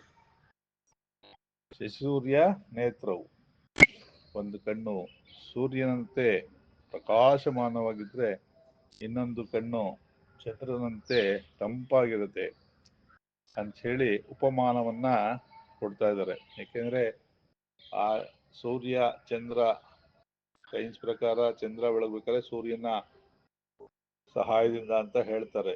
ಆದ್ರೆ ಆ ಸೂರ್ಯ ಚಂದ್ರರು ಬೆಳಗೋದಕ್ಕೆ ಕೂಡ ಪ್ರಕಾಶ ಎಲ್ಲಿಂದ ಬರುತ್ತೆ ಅಂತಂದ್ರೆ ಆ ನಿರಾಕಾರ ಬ್ರಹ್ಮ ಅಥವಾ ಆ ಕೃಷ್ಣ ಅಥವಾ ವಿಷ್ಣು, ನೀವು ಯಾವುದೇ ಹೆಸರಿಂದ ಹೇಳಿ, ಆ ನಿರಾಕಾರ ಬ್ರಹ್ಮನ ಅನುಗ್ರಹದಿಂದ ಈ ಶಶಿ ಸೂರ್ಯರು ಬೆಳಗ್ತಾ ಇದ್ದಾರೆ ಅಂತ ಹೇಳಿ. ಮುಂದೆ ಪಶ್ಯಾಮಿ ತ್ವಾಂ ದೀಪ್ತ ಹುತಾಶ ವಕ್ತ್ರಂ ಸ್ವತೇಜಸ ವಿಶ್ವಮಿದಂ ತಪಂತಂ. ಹುತಾಶ ವಕ್ತ್ರ, ಹುತಾಶ ಅಂತಂದ್ರೆ ಅಗ್ನಿ, ದೀಪ್ತ ಆ ಒಂದು ವಿಶಾಲ ಅತ್ಯಂತ ದೇದೀಪ್ಯಮಾನವಾಗಿರ್ತಕ್ಕಂತಹ ಅಗ್ನಿಯಂತೆ ನಿನ್ನ ತೇಜಸ್ಸು ಇದೆ. ಇದು ವಿಶ್ವಮಿದಂ ತಪಂತಂ, ಇದು ವಿಶ್ವವನ್ನೇ ತಪಿಸ್ತಾ ಇದೆ. ಅಂದ್ರೆ ಆ ಒಂದು ಶಾಖವನ್ನ ಉಂಟು ಮಾಡ್ತಾ ಇದೆ ಅಥವಾ ಸುಡ್ತಾ ಇರೋ ರೀತಿಯಲ್ಲಿ ಇದೆ ನಿನ್ನ ಈ ಒಂದು ದಿವ್ಯವಾದಂತಹ ತೇಜಸ್ಸು ಅಂತ ಹೇಳಿ ಹೇಳ್ತಾ ಇದ್ದೇನೆ. ಯಾಕೆ ಅಂತಂದ್ರೆ ಸ್ವಲ್ಪ ಬೇಸಿಗೆ ಕಾಲ ಇತ್ತು ಅಂದ್ರೆ ಬೆಳಗ್ಗೆ 8 ಗಂಟೆಗೆ ಸಿಕ್ಕಾಬಿಟ್ಟೆ ಬಿಸಿಲಿರತ್ತೆ ಅಲ್ವಾ. ಒಬ್ಬ ಸೂರ್ಯ ಇರೋದು ಇನ್ನು ಬೆಳಗ್ಗೆನೆ, ಅವಾಲೇನೆ ಸಖತ್ತು ಬಿಸಿಲಿರುತ್ತೆ ಆಚೆ. ಅಂಥದ್ರಲ್ಲಿ ಇವನು ಸಹಸ್ರ ಸಂಖ್ಯೆಯಲ್ಲಿ ಹೇಳಿದ್ದಾರೆ ಅಂದ್ರೂ ಕೂಡ ಕೋಟಿ ಸೂರ್ಯ ಅಂತ ಹೇಳ್ತಾರೆ. ಇದ್ರೆ ಎಲ್ಲ ನಂಬರ್ಸ್. ಅಪರಿಮಿತವಾದಂತಹ ತೇಜಸ್ಸಿಂದ ಕೂಡಿರ್ತಕ್ಕಂತಹ ಆ ಭಗವಂತನಿಂದ ಪ್ರಭೆಯಿಂದ ಪರಿತಪಿಸ್ತಾ ಇದೆ ಭೂಮಿ, ಜನಗಳು ಎಲ್ಲರೂ ಅಂತ ಹೇಳಿ ಅರ್ಜುನ ಶ್ರೀಕೃಷ್ಣನ ಸ್ತುತಿ ಮಾಡ್ತಾ ಇದ್ದಾನೆ. ಮುಂದೆ ಹೇಳ್ತಾ ಇದ್ದಾನೆ, ರುದ್ರಾದಿತ್ಯ ವಸವೋ ಯೇ ಚ ಸಾಧ್ಯ ವಿಶ್ವೇ ಅಶ್ವಿನೋ ಮರುತಶ್ಚ ಊಷ್ಮಪಾಶ್ಚ ಗಂಧರ್ವ ಯಕ್ಷಾಸುರ ಸಿದ್ಧ ಸಂಗಾಃ ವೀಕ್ಷಂತೆ ತ್ವಾಂ ವಿಸ್ಮಿತಾಶ್ಚೈವ ಸರ್ವೇ. ರುದ್ರ, ಆದಿತ್ಯ, ವಸವೋ, ವಸುಃ, ಯೇ ಚ ಸಾಧ್ಯ ವಿಶ್ವೇ, ವಿಶ್ವೇ ದೇವತೆಗಳು, ಅಶ್ವಿನೋ ಮರುತಶ್ಚ ಊಷ್ಮಪಾಶ್ಚ ಗಂಧರ್ವ ಯಕ್ಷ ಅಸುರ ಸಿದ್ಧಸಂಗಾಃ ವೀಕ್ಷಂತೆ ತ್ವಾಂ ವಿಸ್ಮಿತಾಶ್ಚೈವ ಸರ್ವೇ. ರುದ್ರಾದಿ ದೇವತೆಗಳು, ಏಕಾದಶ ರುದ್ರರು ಅಂತ ಹೇಳ್ತಾರಲ್ಲ ಆ ರುದ್ರಾದಿ ದೇವತೆಗಳು, ದ್ವಾದಶ ಆದಿತ್ಯರು ಅಂತ ಹೇಳ್ತಾರಲ್ಲ ಅದೆಲ್ಲ ವಿಷ್ಣುವಿನ ಅಥವಾ ಆ ಕೃಷ್ಣನ ಅಂಶಗಳೇ. ಆ ದ್ವಾದಶಾದಿತ್ಯರು, ಏಕಾದಶ ರುದ್ರರು, ಅಷ್ಟವಸುಗಳು, ಸಾಧ್ಯರು, ವಿಶ್ವೇ ದೇವತೆಗಳು, ಅಶ್ವಿನಿ ದೇವತೆಗಳು, ಇವರೆಲ್ಲರೂ ನಿನ್ನ ಬಹಳ ಆಶ್ಚರ್ಯವಾಗಿ ಇಲ್ಲಿ ನಿನ್ನ ನೋಡ್ತಾ ಇದ್ದಾರೆ ಅಂಥೇಳಿ ಶ್ರೀಕೃಷ್ಣನ ರೂಪವನ್ನ ನೋಡಿ ಅವನು ಹೊಗಳ್ತಾ ಇದ್ದಾನೆ. ಮತ್ತೆ ಇನ್ಯಾರು ನೋಡ್ತಾ ಇದ್ದಾರೆ? ಗಂಧರ್ವರು ನೋಡ್ತಾ ಇದ್ದಾರೆ, ಯಕ್ಷರು ನೋಡ್ತಾ ಇದ್ದಾರೆ, ಅಸುರರು ನೋಡ್ತಾ ಇದ್ದಾರೆ, ಸಿದ್ಧ ಸಂಘಗಳು ಅವರೆಲ್ಲ ನಿನ್ನ ನೋಡ್ತಾ ಇದ್ದಾರೆ. ಹೇಗೆ ನೋಡ್ತಾ ಇದ್ದಾರೆ ಅಂದ್ರೆ ಬಹಳ ವಿಸ್ಮಿತರಾಗಿ ನೋಡ್ತಾ ಇದ್ದಾರೆ. ಯಾಕೆಂದ್ರೆ ನಾವು ಯಾವ್ದನ್ನ ನೋಡೇ ಇರೋದಿಲ್ವೋ ಅದನ್ನ ಸಡನ್ ಆಗಿ ನೋಡಿದಾಗ ನಮ್ಗೇನಾಗುತ್ತೆ? ಆಶ್ಚರ್ಯ ಆಗತ್ತೆ ಅಲ್ವಾ. ವಿಸ್ಮಯ ಅಂದ್ರೆ ಅದೇ ಆಶ್ಚರ್ಯ ಆಗತ್ತೆ. ಹಾಗಾಗಿ ಸಹಜವಾಗಿ ಬಹಳ ಆಶ್ಚರ್ಯದಿಂದ ನಿನ್ನನ್ನ ನೋಡ್ತಾ ಇದ್ದಾರೆ ಅಂತ ಹೇಳಿ ಹೇಳ್ತಾ ಇದ್ದಾನೆ. ದಂಷ್ಟ್ರಾಕರಾಲಾನಿ ಚ ತೇ ಮುಖಾನಿ ದೃಷ್ಟೈವ ಕಾಲಾನಲಸನ್ನಿಭಾನಿ ದಿಶೋ ನ ಜಾನೇ ನ ಲಭೇ ಚ ಶರ್ಮ ಪ್ರಸೀದತೆ ವೇಷ ಜಗನ್ನಿವಾಸ. ಏನ್ ಹೇಳ್ತಾ ಇದ್ದಾನೆ? ದಂಷ್ಟ್ರಾಕರಾಲಾನಿ ಚ ತೇ ಮುಖಾನಿ, ಇನ್ನ ಹಲ್ಲುಗಳು ಹೇಗಿದೆ ಅಂದ್ರೆ ಕರಾಳವಾಗಿದೆ, ವಿಕೃತವಾಗಿದೆ. ಆ ಒಂದು ಕರಾಳವಾದಂತಹ ಮುಖವನ್ನು ನೋಡೋದಕ್ಕೆ ನನಗೆ ಸಾಧ್ಯ ಆಗ್ತಾ ಇಲ್ಲ. ದೃಷ್ಟೈವ ಕಾಲ ಅನಲ ಸನ್ನಿಭಾನಿ, ಇನ್ನ ಮುಖದಿಂದ ಪ್ರಳಯ ಕಾಲದ ಅಗ್ನಿ ಕಂಡು ಬರ್ತಾ ಇದೆ. ದಿಶೋ ನ ಜಾನೆ, ನನಗೆ ದಿಕ್ಕುಗಳೇ ತೋರ್ತಾ ಇಲ್ಲ, ಯಾವ ದಿಕ್ಕು ಅಂತಾನೆ ಗೊತ್ತಾಗ್ತಾ ಇಲ್ಲ. ಯಾಕೆಂದ್ರೆ ಸರ್ವತ್ರ ಬೆಳಕು ಹಡ್ಕೊಂಡ್ಬಿಟ್ಟಿರೋದ್ರಿಂದ ದಿಕ್ಕೇ ಗೊತ್ತಾಗ್ತಾ ಇಲ್ಲ. ನಾ ಲಭೇಚ ಶರ್ಮ, ನನಗೆ ಶಾಂತಿ ಅನ್ನೋದು ಕೂಡ ಉಂಟಾಗ್ತಾ ಇಲ್ಲ. ಯಾಕೆಂದ್ರೆ ಶಾಂತಿ ಅಥವಾ ಸುಖ ಅನ್ನೋದು ಕೂಡ ಉಂಟಾಗ್ತಾ ಇಲ್ಲ. ಯಾಕೆ ಅಂತಂದ್ರೆ ನಿನ್ನ ಆ ತೇಜಸ್ಸನ್ನು ನೋಡಿ ನನಗೆ ಭಯ ಉಂಟಾಗ್ಬಿಟ್ಟಿದೆ.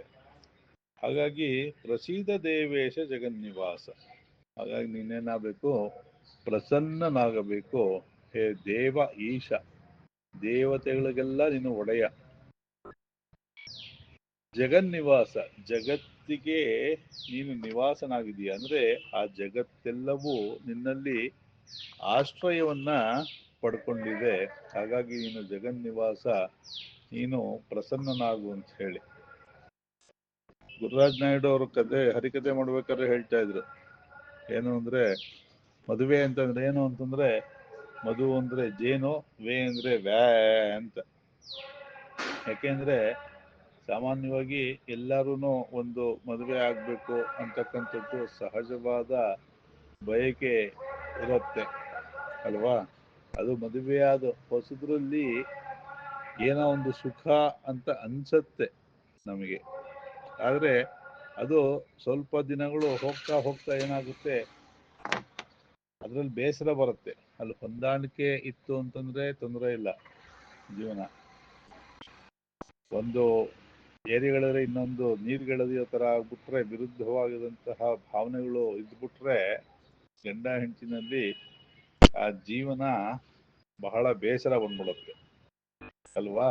ಹಾಗೆ ಇಲ್ಲಿ ವಿಶ್ವರೂಪವನ್ನ ನೋಡಬೇಕು ಅಂತೇನೋ ಆಸೆ ಪಟ್ಟ ಭಗವಂತ ಅನುಗ್ರಹದಿಂದ ವಿಶ್ವರೂಪವನ್ನು ತೋರಿಸ್ದ.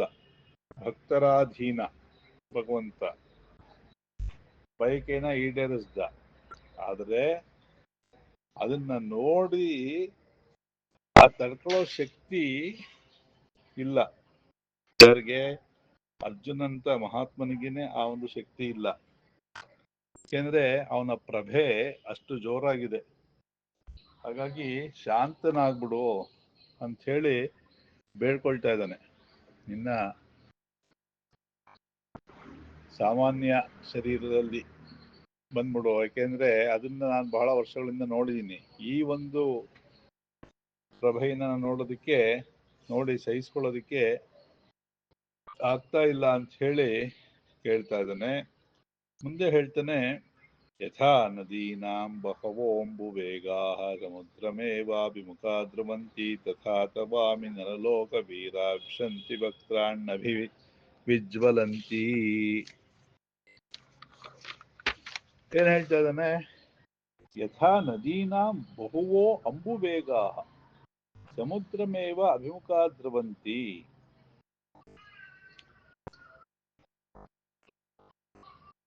ಈ ನದಿಗಳು ಯಾವಾಗ್ಲೂ ಸಮುದ್ರವನ್ನ ಸೇರಬೇಕು ಅನ್ನೋ ತವಕದಲ್ಲಿ ಬಹಳ ವೇಗವಾಗಿ ಹೋಗ್ತಾ ಇರುತ್ತೆ. ಅಂಬು ಅಂದ್ರೆ ಅಲ್ಲಿ ಬಾಣ ಅಂತಾನೂ ಒಂದು ಅರ್ಥ ಇದೆ. ಆ ಬಾಣ ಬಿಟ್ಟಾಗ ಬಿಲ್ಲಿಂದ ಎಳೆದು ಹೇಗೆ ವೇಗವಾಗಿ ಹೋಗುತ್ತೋ ಆ ರೀತಿಯಾಗಿ, ಅಥವಾ ನದಿ ಸಮುದ್ರನ ಸೇರಕ್ಕೆ ಹೇಗೆ ವೇಗವಾಗಿ ಹೋಗುತ್ತೋ ಆ ರೀತಿ, ತಥಾ ತವಾಮಿ ನರಲೋಕ ವೀರ, ಹಾಗೆ ಈ ನರಲೋಕ ವೀರರು ನಿನ್ನ ಉರಿಯುತ್ತಿರೋ ಬಾಯಿಯೊಳಗಡೆ ಹೋಗ್ತಾ ಇದ್ದಾರೆ ಅಂತ ಹೇಳಿ ಹೇಳ್ತಾ ಇದ್ದಾನೆ. ಯಾತಕ್ಕೆ ಅಂತಂದ್ರೆ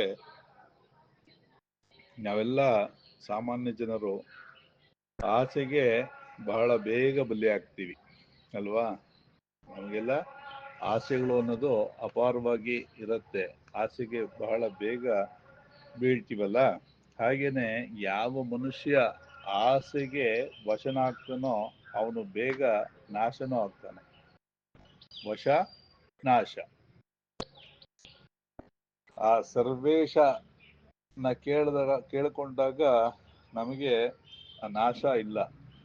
ನಾವು ಬೇರೆದಕ್ಕೆ ವಶ ಆದಾಗ ನಾಶ ಆಗ್ತೀವಿ. ಹಾಗಾಗಿ ಕೇಳಬೇಕಾದದ್ದು ಆ ಸರ್ವೇಶನಾಗಿರ್ತಕ್ಕಂತಹ ಪರಮಾತ್ಮನ ಜ್ಞಾನವನ್ನ ಬೇಡಬೇಕು. ಜ್ಞಾನ ನಿಮ್ಗೆ ಉಂಟಾದ್ರೆ ಭಕ್ತಿ ವೈರಾಗ್ಯ ಅನ್ನೋದು ಆಟೋಮೆಟಿಕ್ ಆಗಿ ಬರುತ್ತೆ. ಜ್ಞಾನ ಉಂಟಾದ್ರೆ ಸಮ್ಯಕ್ ಜ್ಞಾನ ಅಂದ್ರೆ ನಮ್ಗೇನು ಜ್ಞಾನ ಇಲ್ವಾ ಅಂತಂದ್ರೆ ನಮ್ಗೆ ಲೌಕಿಕ ಜ್ಞಾನ ಇದೆ. ಹೇಗೆ ಪಡ್ಕೊಳ್ಬೇಕು, ಅದನ್ನು ಹೇಗೆ ಉಳಿಸ್ಕೊಳ್ಬೇಕು, ಬೇರೆಯವ್ರು ಸಿಗದೇ ಇರೋ ಥರ ಹೇಗೆ ಮಾಡಬೇಕು, ಈ ಥರ ಯುಕ್ತಿ ಕುಯುಕ್ತಿಗಳಿದೆ. ಆದರೆ ಆ ಪರಮಾತ್ಮನ ನಲ್ಲಿ ಭಕ್ತಿ ಇಲ್ಲ, ಮತ್ತೆ ಮುಕ್ತಿಯ ಅಪೇಕ್ಷೆಯೂ ಇಲ್ಲ. ಅದು ನಮಗೆ ತೊಂದರೆ ಆಗ್ತಾ ಇರೋದು. ಯಾವಾಗ ಭಕ್ತಿ ಮುಕ್ತಿ ಇದರ ಅಪೇಕ್ಷೆ ಇಲ್ವೋ, ನಮ್ಗಿರೋದೇನೋ ಬರೀ ಭುಕ್ತ ತಿನ್ನೋದು ಮತ್ತು ಯುಕ್ತ.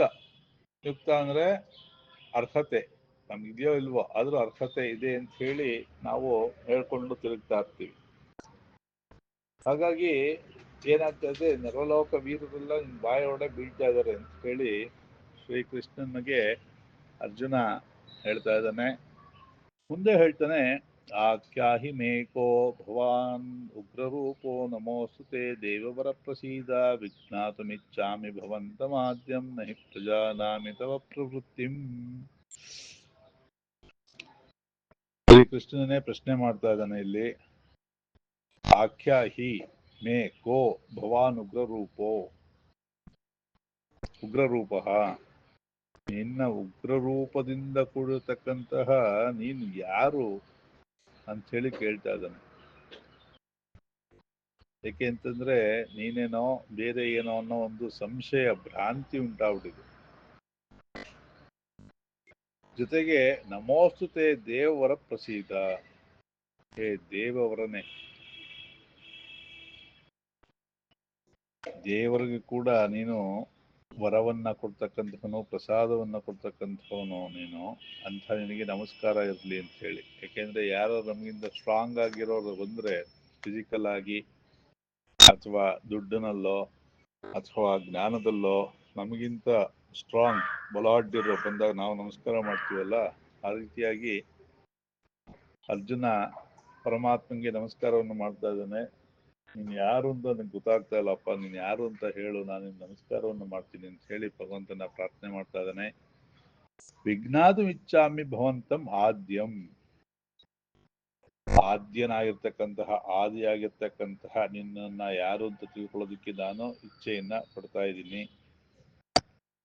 ನಹಿ ಪ್ರಜಾನಾಮಿ ತವ ಪ್ರವೃತ್ತಿಂ, ನಿನ್ನ ಪ್ರವೃತ್ತಿ ನನಗೆ ಏನು ಅಂತ ಗೊತ್ತಿಲ್ಲ ಅಂತ ಹೇಳಿ ಹೇಳ್ತಾ ಇದ್ದಾನೆ. ಯಾಕೆ ಅಂದ್ರೆ ನಮಗೆ ಲೌಕಿಕ ಜೀವನದಲ್ಲಿ ಬೇರೆ ಜನಗಳು ಹೇಳ್ತಾರಲ್ಲ, ನನ್ನ ಒಂದು ಮುಖ ನೋಡಿದ್ಯಾ ಅಷ್ಟೇ, ಇನ್ನೊಂದು ಮುಖ ನೀನು ನೋಡಿಲ್ಲ ಅಂತ ಹೇಳಿ. ಅದೇ ಒಂದು ಮುಖ ಫಿಸಿಕಲ್ ಆಗಿ, ಆದ್ರೆ ಅವ್ರ ಭಾವನೆ ಬೇರೆ ಬೇರೆ ತರ ಇರತ್ತೆ ಅನ್ನೋದಕ್ಕೆ ಇನ್ನೊಂದು ಮುಖ ನೀನು ನೋಡಿಲ್ಲ ಅಂತ ಹೇಳಿ ಹೇಳ್ತಾರೆ ಜನ. ಅಂಥದ್ರಲ್ಲಿ ಇವನಿಗೆ ಅನೇಕ ಶಿರಸ್ಸು, ಭಗವಂತನಿಗೆ ಸಹಸ್ರ ಶಿರಸ್ಸು, ಮತ್ತೆ ಅವನು ಸರ್ವಶಕ್ತ. ಇವನ್ ನೋಡಿರೋದು ಸಾಮಾನ್ಯ ಮನುಷ್ಯ ರೂಪದಲ್ಲಿದ್ದಂತಹ ಕೃಷ್ಣನ, ಈಗ ಅವನು ನಿಜವಾದಂತಹ ವಿಶ್ವರೂಪವನ್ನು ತೋರಿಸ್ತಾ ಇದ್ದಾನೆ. ಹಾಗಾಗಿ ನೀನು ಯಾರು ಏನು ನನಗೇನೋ ಗೊತ್ತಾಗ್ತಾ ಇಲ್ಲ ಅಂತ ಹೇಳಿ ಭಗವಂತನ ಪರಿಪರಿಯಾಗಿ ಪ್ರಾರ್ಥನೆ ಮಾಡ್ತಾ ಇದ್ದಾನೆ. ಪ್ರಸೀದನಾಗು, ಪ್ರಸನ್ನನಾಗು ಅಂತ ಹೇಳಿ ಅಲ್ವಾ. ನಮಗೆ ದುಡ್ಡು ಇಲ್ಲದೆ ಇದ್ದಾಗ ದುಡ್ಡು ತುಂಬಾ ಸಂಪಾದನೆ ಮಾಡಬೇಕು ಅಂತ ಆಸೆ, ಆಮೇಲೆ ಅದನ್ನ ಹೇಗೆ ಉಳಿಸ್ಕೊಳ್ಬೇಕು ಅನ್ನೋ ಒಂದು ಯೋಚನೆ, ಆಮೇಲೆ ಅದೇನು ನಷ್ಟ ಆಗ್ಬಿಟ್ರೆ ಅನ್ನೋದಂತ ಭಯ. ಹೀಗೆ ಮನುಷ್ಯನಿಗೆ ಒಂದೊಂದು ಹಂತದಲ್ಲಿ ಒಂದೊಂದು ತರ ಮನಸ್ಸು ವಿಕಾರವನ್ನ ಹೊಂದುತ್ತಾ ಇರತ್ತೆ. ಫಸ್ಟ್ ನೋಡ್ಬೇಕು ಅಂತ ಬಯಕೆ ಪಟ್ಟ, ನೋಡಿದ್ಮೇಲೆ ನೋಡಕ್ಕಾಗ್ತಾ ಇಲ್ಲಪ್ಪ ಶರಣ ನೀನು ಉಪಸಂಹಾರ ಮಾಡ್ಕೊ ಅಂತ ಕೇಳ್ತಾ ಇದ್ದಾನೆ. ಇವಾಗ ನೀನ್ ಯಾರು ಅಂತ ಪ್ರಶ್ನೆ ಬೇರೆ ಮಾಡ್ತಾ ಇದ್ದಾನೆ. ಹೀಗೆ ಮನುಷ್ಯನಿಗೂ ಅಷ್ಟೆ, ಬಡತನಕ್ಕೆ ಉಂಬುವ ಚಿಂತೆ, ಉಂಬುವುದಾದರೆ ಕೊಂಬುವ ಚಿಂತೆ, ಕೊಂಬುವುದಾದರೆ ಹೆಂಡಿರ ಚಿಂತೆ, ಹೆಂಡಿರಾದರೆ ಮಕ್ಕಳ ಚಿಂತೆ, ದಾಸರು ಹೇಳ್ಬಿಟ್ಟಿದ್ದಾರೆ. ಹೀಗೆ ಒಂದಾದ್ಮೇಲೆ ಒಂದು ಬಯಕೆಗಳು ಉಂಟಾಗ್ತಾನೇ ಇರತ್ತೆ, ಮುಗಿಯೋದೇ ಇಲ್ಲ. ಆಯುಷ್ಯ ಮುಗಿದೋತ್ತೆ ಹೊರತು ಆಸೆಗಳಂತೂ ಮುಗಿಯೋದೇ ಇಲ್ಲ. ಈ ರೀತಿ ಮನುಷ್ಯನ ಜೀವನ. ಇಷ್ಟೆಲ್ಲ ಆದ್ಮೇಲೆ ಪರಮಾತ್ಮ ಅವನ್ ಮಾತಾಡಕ್ಕೆ ಶುರು ಮಾಡ್ತಾನೆ. ನೋಡಿ, ಇಲ್ಲಿ ಭಗವದ್ಗೀತೆಯಲ್ಲಿ 2 ಅಂಶನ ನಾವು ಬಹಳ ಗಮನ ಇಟ್ಟು ಕಲಿಬೇಕು ಜೀವನಕ್ಕೆ. ಯಾರು ಮಾತಾಡ್ತಿದ್ದಾರೆ ಅಂತಂದ್ರೆ ಮಧ್ಯೆಲ್ಲ ಮಾತಾಡಕ್ ಹೋಗದೆ ಅವ್ರು ಮಾತಾಡೋದನ್ನ ಫಸ್ಟ್ ಕೇಳಿಸ್ಕೊಳ್ಳೋ ಒಂದು ವ್ಯವಧಾನ, ಆ ಪೇಷನ್ಸ್ ನಾವು ಬೆಳೆಸ್ಕೊಳ್ಬೇಕು. ಮತ್ತೆ ನಾವು ಯಾರಿಗಾರು ವಿಷಯ ಅಂತ ಹೇಳ್ತೀವಿ ಅಂತಂದ್ರೆ ಅವ್ರು ಅದ್ರಲ್ಲಿ ಆಸಕ್ತಿ ಇದರ ಅಂತ ಗಮನಿಸ್ಕೊಂಡು ವಿಚಾರವನ್ನು ಹೇಳ್ಬೇಕು. ಮತ್ತೆ ಎಷ್ಟು ಹೇಳ್ಬೇಕು, ಹೇಗೆ ಹೇಳ್ಬೇಕು, ಎರಡನ್ನು ಗಮನದಲ್ಲಿ ಇಟ್ಕೊಂಡು ಹೇಳ್ಬೇಕು. ಭಗವದ್ಗೀತೆಯಲ್ಲಿ ಕಲಿಬೇಕಾಗಿರೋದು ಬೇರೆ ಏನೋ ಕಲಿದೇ ಇದ್ರೂ ಪರವಾಗಿಲ್ಲ, ಕಡೇ ಪಕ್ಷ ಕೇಳೋದನ್ನಾದ್ರೂ ಸರಿಯಾಗಿ ಕಲ್ತ್ಕೊಂಡ್ರೆ ಎಷ್ಟೋ ಪ್ರಾಬ್ಲಮ್ ಸಾಲ್ವ್ ಆಗುತ್ತೆ. ಅವನು ಸರ್ವಜ್ಞನಾಗಿದ್ರು ಕೂಡ ಶ್ರೀಕೃಷ್ಣ ತನ್ನ ಭಕ್ತ ಏನ್ ಹೇಳ್ತಾನೆ ಅದನ್ನ ಸಮಾಧಾನವಾಗಿ ಕೇಳಿಸ್ಕೊಂಡು ಆಮೇಲೆ ತಿರ್ಗಾ ಅವನು ಸಮಾಧಾನ ಉತ್ತರವನ್ನ ಕೊಡ್ತಾನೆ. ಅದು ವಿಶೇಷ. ಶ್ರೀ ಭಗವಾನುವಾಚ. ಇಲ್ಲಿ ಆಯ್ದಿರೋ ಶ್ಲೋಕಗಳನ್ನ ಕೆಲವು ನನಗೆ ಯಾವುದು ಭಗವತ್ ಪ್ರೇರಣೆ ಆಗಿದೆಯೋ ಆಯ್ದ ಶ್ಲೋಕಗಳನ್ನ ಮಾತ್ರ ಆಯ್ಕೊಂಡಿರೋದ್ರಿಂದ ಬೇರೆ ವಾಯ್ಸ್ ರೆಕಾರ್ಡ್ ಅಲ್ಲಿ ಎಲ್ಲಾ ಶ್ಲೋಕಗಳಿಗೂ ಇದೆ. ಇಲ್ಲಿ ಕೆಲವನ್ನ ಮಾತ್ರ ಹಾಕೊಂಡು ಹೇಳ್ತಾ ಇದ್ದೀನಿ.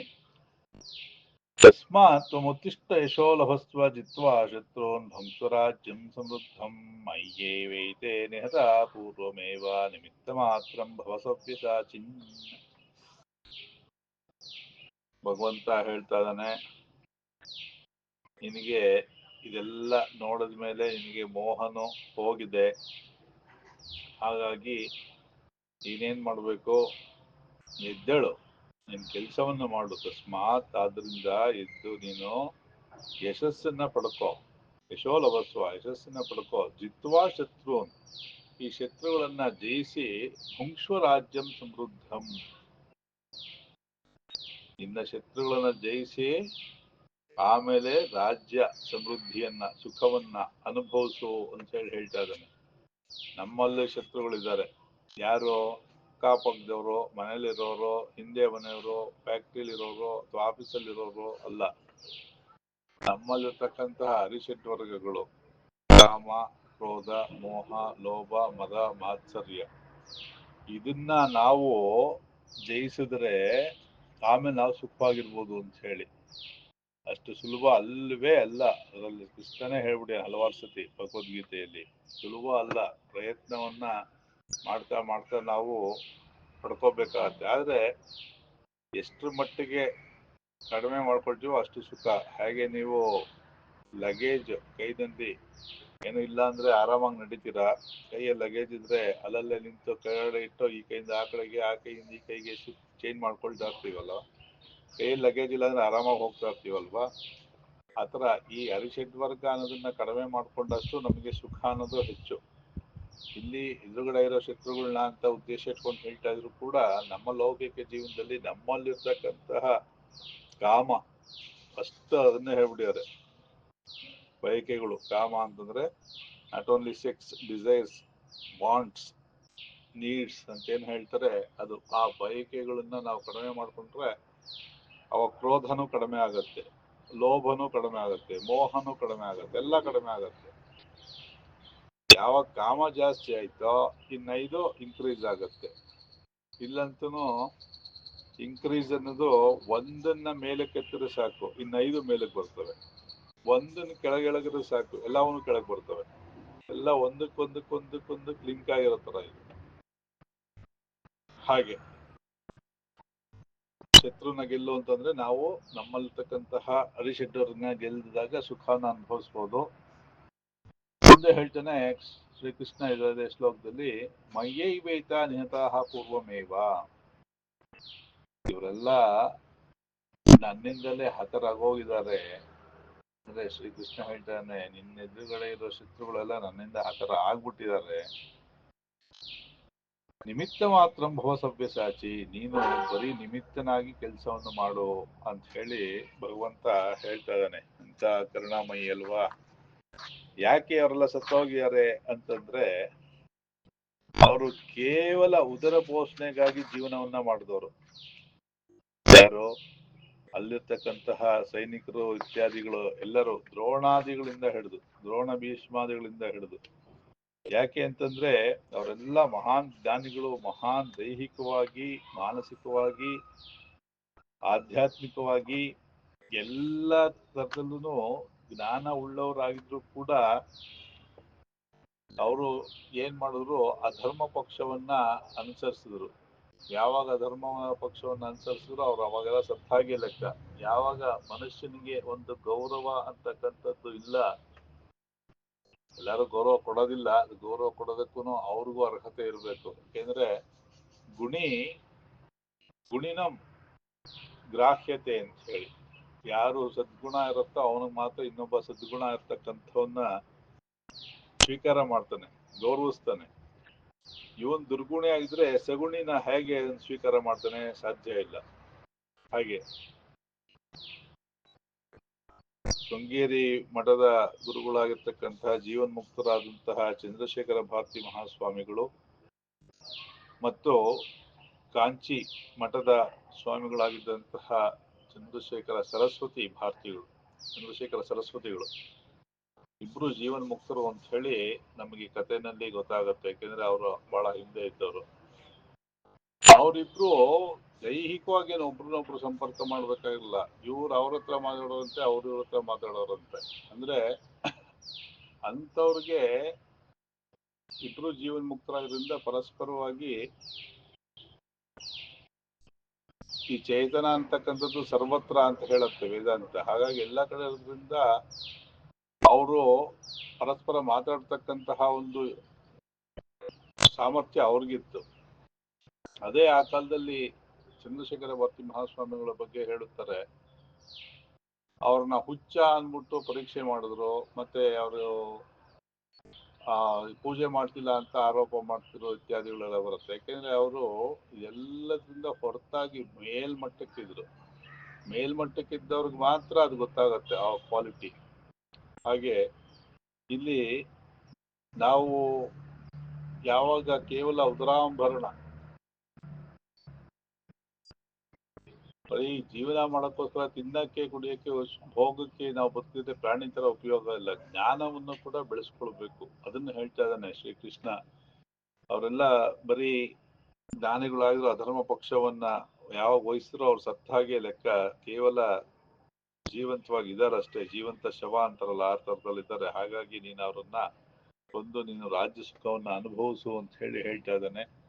ಅದನ್ನ ನಮ್ಮ ಜೀವನಕ್ಕೆ ಶತ್ರುಗಳು ಅಂದ್ರೆ ಅರಿಷಡ್ವರ್ಗಗಳು ಅಂತ ತಗೊಂಡು ನಾವು ಕೂಡ ಜ್ಞಾನವನ್ನ ಪಡ್ಕೊಳ್ಳೋ ಒಂದು ಪ್ರಯತ್ನವನ್ನ ಮಾಡಬೇಕು ಅಂತ ಹೇಳಿ ಈ ಶ್ಲೋಕದಿಂದ ನಮ್ಮ ಲೌಕಿಕ ಜೀವನಕ್ಕೆ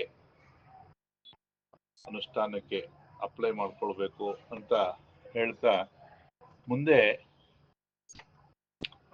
ಹೇಳ್ತಾ ಇದ್ದೇನೆ. ಅರ್ಜುನ, ತ್ವಮಾದಿದೇವ ಪುರುಷಃ ಪುರಾಣಸ್ತ್ವಮಸ್ವ ವಿಶ್ವಸ್ಯ ಪರಂ ನಿಧಾನಂ ವೇತ್ತಾಸಿ ವೇದ್ಯಂ ಚ ಪರಂ ಚ ಧಾಮ ತ್ವಯಾ ತತಂ ವಿಶ್ವಮನಂತರೂಪಂ. ಮತ್ತೆ ಸ್ತುತಿ ಮಾಡ್ತಾ ಇದ್ದಾನೆ ಶ್ರೀಕೃಷ್ಣನ. ಅರ್ಜುನ, ತ್ವಂ ಆದಿದೇವ, ನೀನು ಆದಿಯಾಗಿದೀಯಾ. ಮತ್ತೆ ಪುರುಷಃ ಪುರಾಣಸ್ತ್ವಮಸ್ಯ, ಪುರುಷ ಅಂತಂದ್ರೆ ಎಲ್ಲರ ದೇಹ, ಎಲ್ಲ ಜೀವಿಗಳ ಹೃದಯದಲ್ಲಿ ನಿವಾಸ ಮಾಡ್ತಕ್ಕಂಥದ್ರಿಂದ ಪುರುಷ ನೀನು. ಪುರಾಣ, ಬಹಳ ಹಳಬ ನೀನು. ಮತ್ತು ತ್ವಂ ಅಸ್ಯ ವಿಶ್ವಸ್ಯ ಪರಂ ನಿಧಾನ, ನೀನೇನಾಗಿದೆಯಾ ಇಡೀ ವಿಶ್ವಕ್ಕೇನೆ ನೀನು ಕೊಡ್ತಕ್ಕಂತಹವನು. ಏನ್ನ ಕೊಡ್ತಕ್ಕಂಥವನು ಅಂತಂದ್ರೆ ಎಲ್ಲವನ್ನು, ನಮಗೆ ಒಂದು ನೀರು ಗಾಳಿಯಿಂದ ಹಿಡಿದು ಆಹಾರದಿಂದ ಹಿಡಿದು ಎಲ್ಲವನ್ನು ಕೊಡ್ತಕ್ಕಂಥ ಶಕ್ತಿ ಇರೋನು ಅವನು. ಅದಕ್ಕೆ ಪರಂ ನಿಧಾನಂ ಅಂತೇಳಿ ಹೇಳ್ತಾ ಇದ್ದಾನೆ. ವೇದಾಸಿ ವೇದ್ಯಂ ಚ ಪರಂಚ ಧಾಮ, ನೀನು ತಿಳ್ಕೊಳ್ಬೇಕಾಗಿರ್ತಕ್ಕಂಥದ್ದು ಏನೂ ಇಲ್ಲ, ಈ ಎಲ್ಲವನ್ನು ತಿಳ್ಕೊಂಡಿದೀಯಾ ಮತ್ತೆ ತಿಳಿಸ್ತಕ್ಕಂತಹ ಶಕ್ತಿ ಎರಡೂ ನಿನಗಿದೆ. ಈ ಪರಂಚಧಾಮ, ಉತ್ಕೃಷ್ಟವಾದಂತಹ ಧಾಮ ಅಂದ್ರೆ ಜಾಗ ನೀನೇ ಆಗಿದೆಯಾ. ಹಾಗಾಗಿ ನೀನು ತ್ವಯಾ ತತಂ ವಿಶ್ವಂ ಅನಂತರೂಪ ಅಂತ ಹೇಳಿ ಹೇಳ್ತಾ ಇದ್ದಾನೆ ಅರ್ಜುನ ಶ್ರೀಕೃಷ್ಣನ್ಗೆ. ನೀನು ಅನಂತವಾದಂತಹ ರೂಪವನ್ನ ಹೊಂದಿದೀಯ. ಮತ್ತೆ ನಿನಗೆ ಈ ರೂಪಕ್ಕೆ ಯಾವುದೇ ಅಂತ್ಯ ಅಂತಕ್ಕಂಥದ್ದು ಇಲ್ಲದೆ ಇರೋದ್ರಿಂದ ನೀನು ತ್ವಯಾತತಂ ವಿಶ್ವಂ ಅನಂತ ರೂಪ ಅಂಥೇಳಿ ಭಗವಂತನ ಪರಿಪರಿಯಾಗಿ ಅರ್ಜುನ ಪ್ರಾರ್ಥನೆ ಮಾಡ್ತಾ ಇದ್ದಾನೆ. ಮುಂದೆ ಹೇಳ್ತಾನೆ, ನಮ ಪುರಸ್ತಾದದ ಪೃಷ್ಠದಸ್ತೆ ನಮೋಸ್ತು ತೇ ಸರ್ವತ ಏವ ಸರ್ವ ಅನಂತ ವೀರ್ಯ ಅಮಿತ ವಿಕ್ರಮಸ್ತ್ವಂ ಸರ್ವಂ ಸಮಾಪ್ನೋಷಿತೋಸಿ ಸರ್ವಃ. ನಮಃ ಪುರಸ್ತಾತ್ ಅಥ ಪೃಷ್ಠತಸ್ತೆ ನಮೋಸ್ತು ತೇ ಸರ್ವತ ಏವ ಸರ್ವ. ಭಗವಂತನಿಗೆ ಅರ್ಜುನ ಹೇಳ್ತಾ ಇದ್ದಾನೆ, ಮುಂದ್ಗಡೆಯಿಂದನೂ ನೀನು ನಮಸ್ಕಾರ ಮಾಡ್ತೀನಿ, ಹಿಂದ್ಗಡೆಯಿಂದನೂ ನಮಸ್ಕಾರ ಮಾಡ್ತೀನಿ, ಎಲ್ಲಾ ಕಡೆಯಿಂದನೂ ನಾನು ನಮಸ್ಕಾರವನ್ನ ಮಾಡ್ತೀನಿ. ಯಾಕೆ ಅಂತಂದ್ರೆ ನಮಗೆ ಕಣ್ಣು ಎರಡು ಮುಂದೆ ಇದ್ರೂ ಕೂಡ ಆ ಕಣ್ಣು ಮುಂದೆ ಇರತಕ್ಕಂತಹ ವಸ್ತುನೇ ನಮ್ಗೆ ಮತ್ತೆ ಕಾಣೋದಿಲ್ಲ ಅಲ್ವಾ. ನಮ್ಮ ಶಕ್ತಿ ಇಷ್ಟು. ಆದ್ರೆ ಆ ಭಗವಂತ ಸರ್ವತೋಮುಖ, ಎಲ್ಲ ಕಡೆಯಲ್ಲೂ ಅವನ ಮುಖ ಅಥವಾ ಅವನಿಗೆ ಎಲ್ಲವೂ ಅವನಿಗೆ ಗೋಚರವಾಗುತ್ತೆ. ಹಾಗಾಗಿ ಎಲ್ಲ ಕಡೆಯಿಂದಲೂ ನಿನಗೆ ನಮಸ್ಕಾರವನ್ನ ಮಾಡ್ತೀನಿ ಅಂತ ಹೇಳಿ ಭಗವಂತನ ಪ್ರಾರ್ಥನೆ ಮಾಡ್ತಾ ಇದ್ದಾನೆ. ಅನಂತ ವೀರ್ಯ ಅಮಿತ ವಿಕ್ರಮ, ನೀನು ಅನಂತ ವೀರ್ಯ, ನಿನ್ನ ಶಕ್ತಿ ಅಂತಕ್ಕಂಥದ್ದು ಅದಕ್ಕೆ ಅಂತ್ಯವೇ ಇಲ್ಲ, ತುಂಬಾ ಇದೆ ಅನಂತ ಶಕ್ತಿ. ಮತ್ತು ಅಮಿತ ವಿಕ್ರಮ, ನಿನ್ನ ವಿಕ್ರಮ ಅಂತ ಎಷ್ಟಿದೆ ಅಂತಂದ್ರೆ ಅದು ಕೂಡ ಅಮಿತ, ಅನ್ಲಿಮಿಟೆಡ್. ತ್ವಂ ಸರ್ವಂ ಸಮಾಪ್ನೋಷಿ ತಥೋಸಿ ಸರ್ವಃ. ನಿನ್ನ ನಾನು ಏನ್ ಅನ್ಕೊಂಡಿದ್ದೀನಿ ಅಂತಂದ್ರೆ ಅಮಿತ ವಿಕ್ರಮ ಮತ್ತು ಇಡೀ ಜಗತ್ತಿಗೇನೆ ಆಪ್ನೋಷಿ, ಎಲ್ಲ ಕಡೆವನ್ನ ಆವರಿಸ್ಕೊಂಡ್ಬಿಟ್ಟಿದ್ಯಾ, ವ್ಯಾಪಿಸ್ಕೊಂಡ್ಬಿಟ್ಟಿದ್ಯಾ. ಹಾಗಾಗಿ ನಿನಗೆ ಎಲ್ಲ ಕಡೆಯಿಂದನೂ ನಮಸ್ಕಾರವನ್ನ ಮಾಡ್ತೀನಿ ಮತ್ತು ಸರ್ವವ್ಯಾಪಿಯಾಗಿರ್ತಕ್ಕಂಥ ನಿನಗೆ ನಮಸ್ಕಾರವನ್ನು ಮಾಡ್ತಾ ಇದ್ದೀನಿ ಅಂತ ಹೇಳಿ ಮತ್ತೆ ಮತ್ತೆ ಮತ್ತೆ ಮತ್ತೆ ಪ್ರಾರ್ಥನೆಯನ್ನ ಮಾಡ್ತಾ ಇದ್ದಾನೆ ಅರ್ಜುನ. ಮತ್ತೆ ಮುಂದೆವರೆಗೂ ಹೇಳ್ತಾನೆ ಕೃಷ್ಣನಿಗೆ, ಸಖೇತಿ ಮತ್ವಾ ಪ್ರಸವಂ ನಿರುಕ್ತಂ ಹೇ ಕೃಷ್ಣ ಹೇ ಯಾದವ ಹೇ ಸಖೇತಿ ಅಜಾನತ ಮಹಿಮಾನಂ ತವೇದಂ ಮಯಾ ಪ್ರಮಾದ ಪ್ರಣಯೇನ ವಾಪಿ. ನಿನ್ನೇನು ಅನ್ಕೊಂಡ್ಬಿಟ್ಟಿದ್ದೆ ನಾನು, ಸಖ ಅಂತ ಅನ್ಕೊಂಡಿದ್ದೆ. ಸಖೇತಿ ಮತ್ವಾ ಪ್ರಸವಂ ಯಥುಕ್ತಂ, ನಾನಿನ್ನ ಒಬ್ಬ ಸಾಮಾನ್ಯದವನು ಅನ್ಕೊಂಡು ಇನ್ನ ಏನ್ ಕರೀತಾ ಇದ್ದೆ, ಹೇ ಕೃಷ್ಣ, ಹೇ ಯಾದವ, ಹೇ ಸಖ, ಹೇ ಗೆಳೆಯ, ಹೇ ಯದುಕುಲದಿಂದ ಯದುಕುಲದಲ್ಲಿ ಹುಟ್ಟೋದ್ರಿಂದ ಯಾದವ, ಎಲ್ಲ ಕಷ್ಟವನ್ನ, ನಮ್ಮ ಕಷ್ಟಗಳೆಲ್ಲ ಸಂಕರ್ಷಣ, ಆ ಕೃಷೈತಿ ಇದೆ ಕೃಷ್ಣ ಅಂತ ಸೆಳೆದು ಸುಟ್ಟಾಕ್ತಾನಂತೆ ಕಷ್ಟಗಳನ್ನ. ಹಾಗಾಗಿ ಕೃಷ್ಣ ಅಂತ ಅವನಿಗೆ ಹೆಸರಿಟ್ಟಿದ್ರು. ಅಜಾನತ ಮಹಿಮಾನ ಅಂತ ವೇದಂ, ನಿನ್ನ ಮಹಿಮೆ ನಾ ತಿಳ್ಕೊಳ್ಳಿಲ್ಲಪ್ಪ, ಹಾಗಾಗಿ ನನ್ನಿಂದ ಏನಾಗಿದೆ, ಮಯಾ ಪ್ರಮಾದ ಪ್ರಣಯೇನ ವಾಪಿ, ನನ್ನಿಂದ ಪ್ರಮಾದ ತಪ್ಪಾಗಿದೆ ಅಂತ ಹೇಳಿ ಮತ್ತೆ ಮತ್ತೆ ಮತ್ತೆ ಮತ್ತೆ ಬೇಡ್ತಾ ಇದ್ದಾನೆ. ನಾವು ಹಾಗೆ ಯಾರನ್ನು ನೋಡಿದಾಗ ಅವರ ಉಡುಗೆ ತೊಡುಗೆ ಕೆಲವೊಂದು ಬಹಳ ಸರಳವಾಗಿರುತ್ತೆ, ಅಥವಾ ಏನವರು ಅದಕ್ಕೆ ಪ್ರಾಧಾನ್ಯತೆ ಕೊಟ್ಟಿರಲ್ಲ. ಸಾಮಾನ್ಯ ಬಟ್ಟೆಗಳನ್ನ ಹಾಕೊಂಡಿದ್ದಾಗ ಇವನ್ ಯಾರೋ ಅನ್ಕೊಂಡ್ಬಿಡ್ತೀವಿ. ಆದ್ರೆ ಅವ್ರ ಹತ್ರ ಮಾತಾಡಿದಾಗ ಅಥವಾ ಬೇರೆ ಇನ್ಯಾರಾದ್ರು ಹೇಳಿದಾಗ ಮಾತ್ರ ಅವರ ಶಕ್ತಿ ಸಾಮರ್ಥ್ಯ ಇತ್ಯಾದಿಗಳು ನಮಗೆ ಗೊತ್ತಾಗತ್ತಲ್ಲ. ಆ ರೀತಿಯಾಗಿ ಕೃಷ್ಣನ ಸಾಮರ್ಥ್ಯ ಅವನಿಗೆ ಈಗ ಗೊತ್ತಾಗಿ ಕ್ಷಮೆಯನ್ನ ಪದೇ ಪದೇ ಪದೇ ಪದೇ ಯಾಚಿಸ್ತಾ ಇದ್ದಾನೆ. ಹಾಗೆ ನಾವು ಏನಾದ್ರು ತಪ್ಪು ಮಾಡಿದ್ರು ಕೂಡ ಆ ತಪ್ಪನ್ನ ಕ್ಷಮಿಸು ಅಂತ ಕೇಳೋದ್ರಲ್ಲಿ ಯಾವುದೇ ತಪ್ಪಿಲ್ಲ. ಕೇಳದೆ ಇದ್ರೆ ತಪ್ಪಾಗುತ್ತೆ, ಕೇಳಿದ್ರು ತಪ್ಪಿಲ್ಲ. ಮುಂದೆ ಹೇಳ್ತಾ ಇದ್ದಾನೆ, ತಸ್ಮಾತ್ ಪ್ರಣಮ್ಯ ಪ್ರಣಿಧಾಯ ಕಾಯಂ ಪ್ರಸಾದಯೇ ತ್ವಾಮಹಮೇಶ ಮೇಢ್ಯಂ ಪಿತೇವ ಪುತ್ರಸ್ಯ ಸಖೇವ ಸಖ್ಯುಃ ಪ್ರಿಯಃ ಪ್ರಿಯಾಯಾರ್ಹಸಿದೇವ ಸೋಢುಂ. ತಸ್ಮಾತ್ ಪ್ರಣಮ್ಯ ಪ್ರಣಿಧಾಯ ಕಾಯಂ, ಹಾಗಾಗಿ ನಿನಗೆ ನನ್ನ ದೇಹವನ್ನ ಬಗ್ಗಿಸಿ ನಿನಗೆ ನಮಸ್ಕಾರವನ್ನ ಮಾಡ್ತಾ ಇದ್ದೀನಿ. ಪ್ರಸಾದಯೇ ತ್ವಾಂ ಅಹಂ ಈಶಂ ಮೇಢ್ಯಂ, ನನಗೆ ನೀನು ಕರುಣೆಯನ್ನ ತೋರಿಸ್ಬೇಕು. ತ್ವಾ, ನೀನು ನನಗೆ ಕರುಣೆಯನ್ನ ತೋರಿಸು. ಪಿತೇವ ಪುತ್ರಸ, ಹೇಗೆ ತಂದೆ ಮಗನ ತಪ್ಪುಗಳು ಏನ್ ಮಾಡಿದ್ರು ಕೂಡ ತಂದೆ ಕ್ಷಮಿಸ್ತಾನೋ, ಒಬ್ಬ ಸ್ನೇಹಿತ ಇನ್ನೊಬ್ಬ ಸ್ನೇಹಿತನ ತಪ್ಪುಗಳನ್ನ ಕ್ಷಮಿಸ್ತಾನೋ, ಹೇಗೆ ಪ್ರಿಯತಮೆಯ ಅಪರಾಧವನ್ನ ಕ್ಷಮಿಸ್ತಾನೋ ಅಥವಾ ಸಹಿಸ್ಕೊಳ್ತಾನೋ, ಆ ರೀತಿಯಾಗಿ ನೀನು ಕೂಡ ಕ್ಷಮಿಸ್ಬೇಕು ಅಂಥೇಳಿ ಪರಿಪರಿಯಾಗಿ ಶ್ರೀಕೃಷ್ಣ ಕೇಳ್ಕೊತಾ ಇದ್ದಾನೆ. ಮುಂದೆ ಹೇಳ್ತಾ ಇದ್ದಾನೆ, ಕಿರೀಟಿನಂ ಗದಿನಂ ಚಕ್ರಹಸ್ತಮಿಚ್ಚಾಮಿ ತ್ವಾಂ ದ್ರಷ್ಟುಮಹಂ ತಥೈವ ತೇನೈವ ರೂಪೇಣ ಚತುರ್ಭುಜೇನ ಸಹಸ್ರಬಾಹೋ ಭವ ವಿಶ್ವಮೂರ್ತೆ. ನೀನು ಮೊದಲಿನ ತರ ಸಾಮಾನ್ಯ ಶರೀರ ಏನ್ ಧಾರಣೆ ಮಾಡ್ಕೊಂಡಿಯೋ ಆತರ ಆಗ್ಬಿಡು ದಯವಿಟ್ಟು ಅಂತ ಹೇಳಿ ಪ್ರಾರ್ಥನೆ ಮಾಡ್ತಾ ಇದ್ದಾನೆ. ಕಿರೀಟ ಗದೆ ಚಕ್ರಹಸ್ತನಾಗಿ ಸಾಮಾನ್ಯನಂತೆ ಆಗ್ಬಿಡು. ನಿನ್ನ ಚತುರ್ಭುಜವನ್ನ ನೋಡಬಹುದೇ ಹೊರತು ಈ ವಿಶ್ವರೂಪವನ್ನ ನೋಡೋದಕ್ಕೆ ನನಗೆ ಸಾಧ್ಯ ಆಗ್ತಾ ಇಲ್ಲ ಅಂಥೇಳಿ ಪ್ರಾರ್ಥನೆಯನ್ನ ಪದೇ ಪದೇ ಮಾಡ್ತಾ ಇದ್ದಾನೆ. ಮುಂದೆ ಹೇಳ್ತಾನೆ ಭಗವಂತ, ನ ವೇದ ಯಜ್ಞಾಧ್ಯಯನೈರ್ನ ದಾನೈಃ ನ ಚ ಕ್ರಿಯಾಭಿರ್ನ ತಪೋಭಿರುದ್ರೈಃ ಏವಂ ರೂಪಃ ಶಕ್ಯಂ ಅಹಂ ಲೋಕೆ ದೃಷ್ಟಂ ತದನ್ಯೇನ ಕುರು ಪ್ರವೀರ. ಭಗವಂತ ಹೇಳ್ತಾ ಇದ್ದಾನೆ, ನ ವೇದ ಯಜ್ಞ ಅಧ್ಯಯನ ನ ದಾನೈಹಿ, ನೀನು ವೇದಾಧ್ಯಯನವನ್ನು ಮಾಡೋದ್ರಿಂದಾಗ್ಲಿ ಅಥವಾ ಯಜ್ಞಗಳನ್ನ ಮಾಡೋದ್ರಿಂದಾಗ್ಲಿ, ದಾನವನ್ನು ಕೊಡೋದ್ರಿಂದಾಗ್ಲಿ ಅಥವಾ ಯಾವುದೇ ಕ್ರಿಯೆಯನ್ನ ಮಾಡೋದ್ರಿಂದಾಗ್ಲಿ, ಉಗ್ರವಾದ ತಪಸ್ಸನ್ನ ಮಾಡೋದ್ರಿಂದಾಗಲಿ ಈ ಒಂದು ವಿಶಿಷ್ಟವಾದ ರೂಪವನ್ನ ನೋಡೋದಕ್ಕೆ ಸಾಧ್ಯ ಇಲ್ಲ ಅಂತ ಹೇಳಿ ಅರ್ಜುನಿಗೆ ಭಗವಂತ ಹೇಳ್ತಾ ಇದ್ದಾನೆ. ಯಾಕೆಂದ್ರೆ ನಿನ್ನ ಮೇಲಿಂದ ಅಭಿಮಾನದಿಂದ ಅಥವಾ ಪ್ರೀತಿಯಿಂದ ನಾನು ನಿನಗೆ ಈ ರೂಪವನ್ನು ತೋರಿಸಿದ ಹೊರತು ಬೇರೆಯವ್ರ ಬಗ್ಗೆ ನೋಡೋದಕ್ಕೆ ಸಾಧ್ಯವೇ ಇಲ್ಲ ಅಂತ ಹೇಳಿ ಶ್ರೀಕೃಷ್ಣ ಹೇಳ್ತಾ ಇದ್ದಾನೆ. ಅದಕ್ಕೆ ಮುಂದೆ ಅರ್ಜುನ ಈ ರೀತಿಯಾಗಿ ಮತ್ತೆ ಅವನನ್ನ ಪ್ರಾರ್ಥನೆಯನ್ನ ಮಾಡ್ತಾ ಇದ್ದಾನೆ.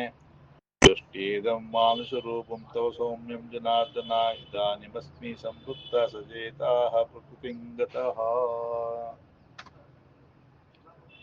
ಹೇ ಜನಾರ್ದನ, ನಿನ್ನ ಈ ಮಾನುಷವಾದ ಸೌಮ್ಯ ರೂಪವನ್ನ ಕಂಡು ನಾನು ಈಗ ಸಚೇತನಾಗಿ ಪ್ರಕೃತಿಯನ್ನ ಹೊಂದಿದ್ದೀನಿ ಅಂತ ಹೇಳಿ ಹೇಳ್ತಾ ಇದ್ದಾರೆ. ಹಾಗೆ ನಾವು ಒಂದಷ್ಟು ದೂರ ಓಡ್ಬಿಟ್ಟಾಗ ಏದಿಸ್ರು ಬರುತ್ತೆ, ಕೂತ್ಕೊಂಡು ಸುಧಾರಿಸ್ಕೊಂಡಾಗ ಅಪ್ಪ ಈಗ ಸಮಾಧಾನ ಆಯ್ತು ಅಂತ ಹೇಳ್ತೀವಿ. ಅಥವಾ ಯಾವುದೋ ಒಂದು ಸಡನ್ನಾಗಿ ಹುಲಿನ ಚಿರತೆನ ನೋಡ್ಬಿಟ್ಟಾಗ ಭಯಗೊಂಡು ಅದು ಆ ಕಡೆ ಹೋದ್ಮೇಲೆ ಆ ಭಯ ನಿವಾರಣೆ ಆಗಿ ನಮ್ಗೆ ಸಮಾಧಾನವನ್ನ ಹೊಂದ್ತೀವಿ. ಆ ರೀತಿಯಾಗಿ ಆ ವಿಶ್ವರೂಪವನ್ನ, ವಿರಾಟ್ ರೂಪವನ್ನ ನೋಡಿದಂತಹ ಅರ್ಜುನನಿಗೆ ಬಹಳ ಭಯ ಆಗಿತ್ತು. ತದನಂತರ ಅವನು ಉಪಸಂಹಾರವನ್ನು ಮಾಡಿಕೊಂಡ ಭಗವಂತ. ಉಪಸಂಹಾರವನ್ನು ಮಾಡಿಕೊಂಡ ಮೇಲೆ ಅರ್ಜುನನಿಗೆ ಏನಾಯ್ತು, ಈಗ ನನಗೆ ಸಮಾಧಾನ ಆಯ್ತಪ್ಪ ಸ್ವಾಮಿ ಅಂಥೇಳಿ ಅವನು ಭಗವಂತನಲ್ಲಿ ಮತ್ತೆ ಪ್ರಾರ್ಥನೆ ಮಾಡ್ತಾ ಇದ್ದಾನೆ. ಮುಂದೆ ಭಗವಂತ ಈ ರೀತಿ ಹೇಳ್ತಾನೆ, ಭಕ್ತ್ಯಾ ತ್ವನನ್ಯಯಾ ಶಕ್ಯ ಹಮೇವಂ ವಿದೋರ್ಜುನ ಜ್ಞಾನಂ ದ್ರಷ್ಟುಂ ಚ ತತ್ವೇನ ಪ್ರವೇಷ್ಟುಂ ಚ ಪರಂತಪ. ನನ್ನ ಈ ಒಂದು ವಿಶಿಷ್ಟವಾದ ರೂಪವನ್ನ ನೋಡಿದಂತಹ ನೀನು ಅನನ್ಯವಾದ ಭಕ್ತಿಯಿಂದ ತತ್ವದಿಂದ ತಿಳ್ಕೊಳ್ಳೋದಕ್ಕೆ ಮತ್ತೆ ಸೇರ್ಕೊಳ್ಳೋದಕ್ಕೆ, ನನ್ನಲ್ಲಿ ಐಕ್ಯವಾಗೋದಕ್ಕೆ ನೀನು ಶಕ್ಯ ಆಗಿದೀಯಾ ಅಂತ ಹೇಳಿ ಅರ್ಜುನನಿಗೆ ಭಗವಂತ ಪರಮ ಕಾರುಣ್ಯದಿಂದ ಹೇಳ್ತಾ ಇದ್ದಾನೆ. ಇಲ್ಲಿ ನಮಗೂ ಕೂಡ ಅಪ್ಲೈ ಆಗತ್ತೆ. ನಾವು ಅನನ್ಯವಾದಂತಹ ಭಕ್ತಿಯಿಂದ ಆ ಪರಮಾತ್ಮನ ಪ್ರಾರ್ಥನೆ ಮಾಡ್ತಾನೆ ಇತ್ತು ಅಂತಂದ್ರೆ ಎಂದೋ ಒಂದು ದಿವಸ, ಈ ಜನ್ಮದಲ್ಲೋ ಮುಂದಿನ ಜನ್ಮದಲ್ಲೋ ಎಂದೋ ಒಂದು ದಿವಸ ನಾವು ಕೂಡ ಆ ಪರಮಾತ್ಮನ ಸೇರೋದಕ್ಕೆ ಸಾಧ್ಯ ಆಗುತ್ತೆ. ಹಾಗಾಗಿ ನಾವು ಒಂದೇ ಸತಿ ಎಲ್ಲಾನು ಮಾಡೋದಕ್ಕೆ ಸಾಧ್ಯ ಇಲ್ಲ, ಎಲ್ಲ ಕಾಲಕ್ರಮೇಣನೇ ಆಗ್ಬೇಕು. ಏಕೆಂದ್ರೆ ಏಕಾಏಕಿ ಬಂದಂತಹ ಧನ ಪದವನ್ನ ಉಂಟು ಮಾಡುತ್ತೆ, ಏಕಾಏಕಿ ಬಂದಂತಹ ಅಧಿಕಾರ ಮದವನ್ನು ಉಂಟು ಮಾಡುತ್ತೆ. ಏಕಾಏಕಿ ಯಾವುದೇ ಬಂದರೂ ಅದಕ್ಕೆ ನಾವು ಗೌರವವನ್ನ ಕೊಡೋದಿಲ್ಲ. ಅದು ಸ್ವಲ್ಪ ಕಷ್ಟಪಟ್ಟು ಪಡ್ಕೊಂಡಾಗ ಅದಕ್ಕೆ ನಾವು ಗೌರವವನ್ನ ಕೊಡ್ತೀವಿ, ಅದನ್ನ ಉಳಿಸ್ಕೊಳ್ಳೋದಕ್ಕೆ ಪ್ರಯತ್ನವನ್ನ ಪಡ್ತೇವೆ ಅಲ್ವಾ. ಲೌಕಿಕ ಜೀವನದಲ್ಲಿ ಇದೆಲ್ಲರಿಗೂ ಅನುಭವಕ್ಕೆ ಇರೋದು. ಯಾರೋ ಫ್ರೀ ಆಗಿ ತಂದ್ಬಿಟ್ಟು ನಮಗೆ ಒಂದಿಷ್ಟು ಕೋಟಿ ಕೊಟ್ಬಿಡ್ತು ಅಂದ್ರೆ ನಾವು ಆ ಬೆಲೆ ಕೊಡ್ತೀವಿ ಆ ದುಡ್ಡಿಗೆ? ನಾವೇ ಕಷ್ಟಪಟ್ಟು ಸಂಪಾದನೆ ಮಾಡಿದ ದುಡ್ಡಾದ್ರೆ ಅದನ್ನ ಖರ್ಚು ಮಾಡ್ಬೇಕಾದ್ರೆ ಯೋಚನೆ ಮಾಡ್ತೀವಿ. ವಿದ್ಯೆಯನ್ನ ಕಷ್ಟಪಟ್ಟು ಕಲಿತು ಅರ್ಥ ಮಾಡ್ಕೊಂಡಾಗ, ಅಥವಾ ಅದ್ ಯಾರು ವಿದ್ಯೆ ಹೇಳ್ಕೊಡ್ತಾರೆ ಅಂತ ಹುಡುಕ್ಬೇಕಾದ್ರೆ ಎಷ್ಟು ಕಷ್ಟ ಅಂತ ಅನುಭವಿಸಿರೋರ್ಗೆ ಗೊತ್ತದು. ಆ ವಿದ್ಯೆಯನ್ನ ಕಲ್ತ್ಕೊಳ್ಳೋದಕ್ಕೆ ಮತ್ತೆ ಅದನ್ನ ಸರಿಯಾಗಿ ಅರ್ಥ ಮಾಡ್ಕೊಳ್ಳೋದಕ್ಕೆ ಪ್ರಯತ್ನ ಹೆಚ್ಚು ಹೆಚ್ಚು ಪಡ್ತೀವಿ. ಈ ರೀತಿಯಾಗಿ ಇದೆ ಲೌಕಿಕ ಜೀವನ ಅಲ್ವಾ. ಅದೇ ರೀತಿ ಆ ಭಕ್ತಿ ಅಂತಕ್ಕಂಥದ್ದು ಏನು 2 ಮಿನಿಟ್ಸ್ ನೂಡಲ್ಸ್ ಮ್ಯಾಗಿ ತರ ಅಲ್ಲ, ಸತತವಾದಂತಹ ಪ್ರಯತ್ನ. ಅದನ್ನ ಮಾಡ್ತಾ ಮಾಡ್ತಾ ಮಾಡ್ತಾ ಅದು ಪಕ್ವವಾಗಬೇಕು. ಹೇಗೆ ಹಾಲನ್ನ ಕಾಯಿಸಿ ಅದನ್ನ ಹೆಪ್ಪಾಕಿ ಆಮೇಲೆ ಅದನ್ನ ಕಡದ ಮೇಲೆ ನಮಗೆ ಬೆಣ್ಣೆ ನವನೀತ ಬರುತ್ತೋ, ಹಾಗೆ ಜೀವನದಲ್ಲಿ ಸತತವಾದಂತಹ ಪ್ರಯತ್ನ ಪಡ್ತಾ ಪಡ್ತಾ ನಾವು ಸಾಧನೆ ಮಾಡೋದಕ್ಕೆ ಸಾಧ್ಯ. ಅದನ್ನ ಮಾಡಬೇಕು ಅಂತಕ್ಕಂಥದ್ದನ್ನ ಈ ಒಂದು ಶ್ಲೋಕದಿಂದ ನಾವು ಅರ್ಥ ಮಾಡ್ಕೊಳ್ಬಹುದು. ಮುಂದೆ ಹೇಳ್ತಾ ಇದ್ದಾನೆ ಶ್ರೀಕೃಷ್ಣ, ಮತ್ಕರ್ಮ ಮತ್ಪರಮೋ ಮಧ್ಯಭಕ್ತಃ ಸಂಗವರ್ಜಿತಃ ನಿರ್ವೈರಃ ಸರ್ವಭೂತೇಷು ಯಃ ಸಮವೇತಿ ಪಾಂಡವಃ. ಇಲ್ಲಿ ಶ್ರೀಕೃಷ್ಣ ನಮಗೆ ಈ ರೀತಿ ಅನುಗ್ರಹ ಮಾಡ್ತಾ ಇದ್ದಾನೆ ಈ ಒಂದು ಶ್ಲೋಕದಿಂದ. ಏನು ಅಂತಂದ್ರೆ, ಎಲ್ಲ ಕರ್ಮವನ್ನು ಕೂಡ ಆ ಕೃಷ್ಣಾರ್ಪಣ ಬುದ್ಧಿಯಿಂದ ಮಾಡ್ತಾ ಇದ್ದಾಗ ಯಾರು ನನ್ನ ಭಕ್ತರಾಗಿರ್ತಾರೋ, ಸಂಘವರ್ಜಿತ ಅಂದ್ರೆ ಆ ಫಲಾಪೇಕ್ಷೆಯನ್ನ ಬಿಟ್ಟು ಮಾಡ್ತಾರೋ, ನಿರ್ವೈರಃ ಸರ್ವಭೂತೇಶು ಎಲ್ಲ ಭೂತಗಳಲ್ಲಿ, ಪೃಥಿವಿ ಆಪಸ್ತೇಜು ವಾಯುರಾಕಾಶ ಭೂತಗಳಲ್ಲಿ ಅಥವಾ ಪ್ರಾಣಿ ಪಕ್ಷಿ ಮನುಷ್ಯ ಯಾವುದ್ರಲ್ಲೂ ಕೂಡ ವೈರತ್ವ ಅಂತಕ್ಕಂಥದ್ದು ಇಲ್ಲದೇನೆ ಯಾರು ಕರ್ಮವನ್ನ ಮಾಡ್ತಾ ಇರ್ತಾರೋ ಅವರು ಯಹ ಸ ಮಾಮೇತಿ ಪಾಂಡವ, ನನ್ನನ್ನ ಬಂದು ಸೇರ್ತಾರೆ ಅಂತ ಹೇಳಿ ಭಗವಂತ ಅನುಗ್ರಹವನ್ನ ಈ ಒಂದು ಅಧ್ಯಾಯದಲ್ಲಿ ನಮಗೆ ಮಾಡ್ತಾ ಇದ್ದಾನೆ. ಹಾಗಾಗಿ ನಾವು ಮಾಡ್ತಕ್ಕಂತಹ ಕರ್ಮ ಎಲ್ಲ ಭಗವತ್ ಪ್ರೇರಣೆ ಅಥವಾ ಭಗವದ್ ಅನುಗ್ರಹಕ್ಕೋಸ್ಕರ ನಾನು ಮಾಡ್ತೀನಿ ಅಂತಕ್ಕಂತಹ ಶ್ರದ್ಧೆಯಿಂದ ಮಾಡ್ತಾ ಇದ್ದಾಗ ನಮಗೆ ಅದರಿಂದ ಪಾಪನೂ ಉಂಟಾಗಲ್ಲ, ಪುಣ್ಯನೂ ಉಂಟಾಗಲ್ಲ. ಏಕೆಂದ್ರೆ ಆ ಪಾಪ ಪುಣ್ಯಗಳು ಏನು ಉಂಟಾದ್ರೂ ಮತ್ತೆ ಅದಕ್ಕೆ ಜನ್ಮಗಳು, ಆ ಜನ್ಮ ಅಂತ ಬಂದಾಗ ದುಃಖ, ಆ ಜನ್ಮ ಅಂತ ಆದ್ಮೇಲೆ ಸಾವು ಎಲ್ಲವೂ ಇದ್ದೇ ಇದೆ. ಹಾಗಾಗಿ ನಾವು ಆದಷ್ಟು ನಿಷ್ಕಾಮ ಕರ್ಮ ಮಾಡೋ ಒಂದು ಪ್ರಯತ್ನವನ್ನ ಮಾಡೋಣ. ನಿರಹಂಕಾರ ನಿರ್ವೈರ ಬೆಳೆಸ್ಕೊಳ್ಳೋದಕ್ಕೆ ಒಂದು ಪ್ರಯತ್ನವನ್ನ ಪಡೋಣ ಅಂತ ಹೇಳ್ತಾ ಈ ಒಂದು ಅಧ್ಯಾಯ ಪರಿಸಮಾಪ್ತಿ ಆಗ್ತಾ ಇದೆ. ಒಂದು ಸಣ್ಣ ವಿಚಾರ, ಲೌಕಿಕ ಉದಾಹರಣೆಯನ್ನ ಕೊಡೋದ್ರ ಮೂಲಕ ನಿಮಗೆ ಇನ್ನೂ ಸ್ವಲ್ಪ ಹೆಚ್ಚು ಮನಸ್ಸಿಗೆ ತಾಕ್ಲಿ ಅನ್ನೋ ಉದ್ದೇಶದಿಂದ ಹೇಳಿ ಇವತ್ತಿನ ಒಂದು ಚಿಂತನೆಯನ್ನ ಉಪಸಂಹಾರ ಮಾಡೋ ಪ್ರಯತ್ನವನ್ನ ಮಾಡ್ತಾ ಇದ್ದೀನಿ. ಹೇಗೆ ಒಂದು ಪಕ್ಷಿ ಬದುಕಿದ್ದಾಗ ಇರುವೆಯನ್ನ ತಿನ್ನತ್ತೆ, ಅದೇ ಪಕ್ಷಿ ಸುತ್ತಾಗ ಅದೇ ಇರುವೆ ಪಕ್ಷಿನ ತಿನ್ನತ್ತೆ. ಅಂದ್ರೆ ಇಲ್ಲಿ ಏನಂದ್ರೆ ಕಾಲಭೇದ. ಕಾಲಭೇದ ಅಂದ್ರೆ ನಾವು ಒಂದು ಸತಿ ಅಶಕ್ತರಾಗಿರ್ತೀವಿ, ಇನ್ಯಾವುದೋ ಸಮಯದಲ್ಲಿ ಶಕ್ತರಾಗ್ತೀವಿ. ಅದೇ ತರದಲ್ಲಿ ನಮಗೆ ಕಷ್ಟ ಸುಖ ಅಂತಕ್ಕಂಥದ್ದು ಬರ್ತಾ ಇರುತ್ತೆ, ಹೋಗ್ತಾ ಇರುತ್ತೆ. ಅದಕ್ಕೆ ನಾವು ಹಿಗ್ಗದೆ ಕುಗ್ಗದೆ ಸಮಾಮನಸ್ಸನ್ನ ಇಟ್ಕೊಳ್ಳೋ ಒಂದು ಪ್ರಯತ್ನವನ್ನ ಮಾಡಬೇಕು. ವಿಶೇಷವಾಗಿ ವಿಶ್ವರೂಪ ದರ್ಶನದಲ್ಲಿ ಏನ್ ಹೇಳ್ಬೇಕು ಅಂತಂದ್ರೆ, ನಾವು ಯಾರನ್ನೋ ತುಚ್ಛೀಕರಿಸಬಾರ್ದು, ಅಂದ್ರೆ ಅವ್ರನ್ನ ಕೀಳಾಗಿ ನೋಡೋ ಮನೋಭಾವನೆ ಇರಬಾರ್ದು. ಯಾಕೆಂದ್ರೆ ಕೃಷ್ಣನಿಗೆ ಒಂದು ವೈಭವ, ಐಶ್ವರ್ಯ, ಅವನ ವಿರಾಟ್ ಸ್ವರೂಪ ಜೊತೆಗಿದ್ದ ಅರ್ಜುನನಿಗೆ ಗೊತ್ತಿರಲಿಲ್ಲ. ಹಾಗಾಗಿ ನಾವು ಯಾರನ್ನು ಕೇವಲವಾಗಿ ಮಾತಾಡೋದಕ್ಕೆ ಹೋಗ್ಬಾರ್ದು, ಮತ್ತೆ ನಮ್ಮನ್ನು ನಾವು ಹೊಗಳ್ಕೊಳಕ್ ಹೋಗ್ಬಾರ್ದು. ಯಾಕೆಂತಂದ್ರೆ ಇನ್ನೊಂದು ಉದಾಹರಣೆ ಹೇಳಿ ಉಪಸಂಹಾರ ಮಾಡ್ತೀನಿ. ಒಬ್ಬ ಪಂಡಿತ ನದಿಯಲ್ಲಿ ದಾಟ್ಕೊಂಡು ಹೋಗ್ಬೇಕಾದ್ರೆ ದೋಣಿಲಿ ಕೂತ್ಕೊಂಡು ಹೋಗ್ತಾ ಇರ್ತಾನಂತೆ. ಆ ಅಂಬಿಗನ್ನ ನೋಡಿ ಇವನು ಬಹಳ ಹೀಯಾಳಿಸ್ತಾ ಇರ್ತಾನಂತೆ, ನಿನಗೆ ವ್ಯಾಕರಣ ಗೊತ್ತಾ, ತರ್ಕ ಗೊತ್ತಾ, ಪುರಾಣ ಗೊತ್ತಾ ಅಂತ. ಅವನು ಇಲ್ಲ ಸ್ವಾಮಿ ನನಗೇನು ಗೊತ್ತಿಲ್ಲ ಸ್ವಾಮಿ ಅಂತ ಅವನು ವಿನಯವಾಗಿ ಹೇಳ್ತಾ ಇರ್ತಾನಂತೆ. ಆದರೂ ಇವನು ಆ ವಿದ್ಯೆ ವಿನಯವನ್ನು ಕೊಡದೆ ಅಹಂಕಾರವನ್ನು ಉಂಟು ಮಾಡಿತ್ತು ಇವನಲ್ಲಿ. ಹೇಳ್ತಾನೆ ಇದ್ದ, ಅವನು ಗೊತ್ತಿಲ್ಲ ಸ್ವಾಮಿ ಅಂತ ಹೇಳ್ತಾ ಇದ್ದ. ಅವನಷ್ಟು ದೂರ ಹೋಗ್ತಾ ಹೋಗ್ತಾ ಇದ್ದಕ್ಕಿದ್ದಾಗೆ ಪ್ರವಾಹ ಬಂತಂತೆ. ಅವಾಗ ಅವನು ಕೇಳ್ತಾನಂತೆ ವಾಪಸ್ ಈ ಪಂಡಿತನ, ನಿಮ್ಗೆ ಈಜ್ ಬರತ್ತಾ ಅಂತ. ಬರಲ್ಲ ಅಂತ ಆ ಪಂಡಿತ ಉತ್ತರ ಕೊಟ್ಟಂತೆ.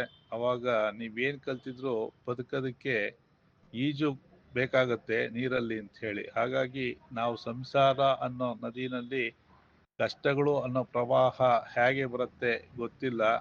ಹಾಗಾಗಿ ಆ ಪ್ರವಾಹ ಬಂದಾಗ ನಾವು ಅದನ್ನ ಹೇಗೆ ದಾಟಬೇಕು ಅಂತಕ್ಕಂಥದ್ದು ಕೂಡ ತಿಳ್ಕೊಂಡಿರ್ಬೇಕಾಗತ್ತೆ. ನಿಮ್ಗೆ ಎಷ್ಟೇ ವಿದ್ಯೆ ಇರಲಿ, ಎಷ್ಟೇ ಬುದ್ಧಿ ಇರಲಿ, ಎಷ್ಟೇ ಐಶ್ವರ್ಯ ಇರಲಿ, ಏನೇ ರೂಪ ಇರಲಿ, ಏನೇ ಇನ್ಫ್ಲೂಯೆನ್ಸ್ ಇರಲಿ, ಏನೇ ಇದ್ರೂ ಕೂಡ ಆ ಸಂದರ್ಭಕ್ಕೆ ತಕ್ಕನಾಗಿ ಹೇಗೆ ನಡ್ಕೊಳ್ಬೇಕು ಅನ್ನೋ ವಿವೇಕ ಬಹಳ ಮುಖ್ಯ ಆಗುತ್ತೆ.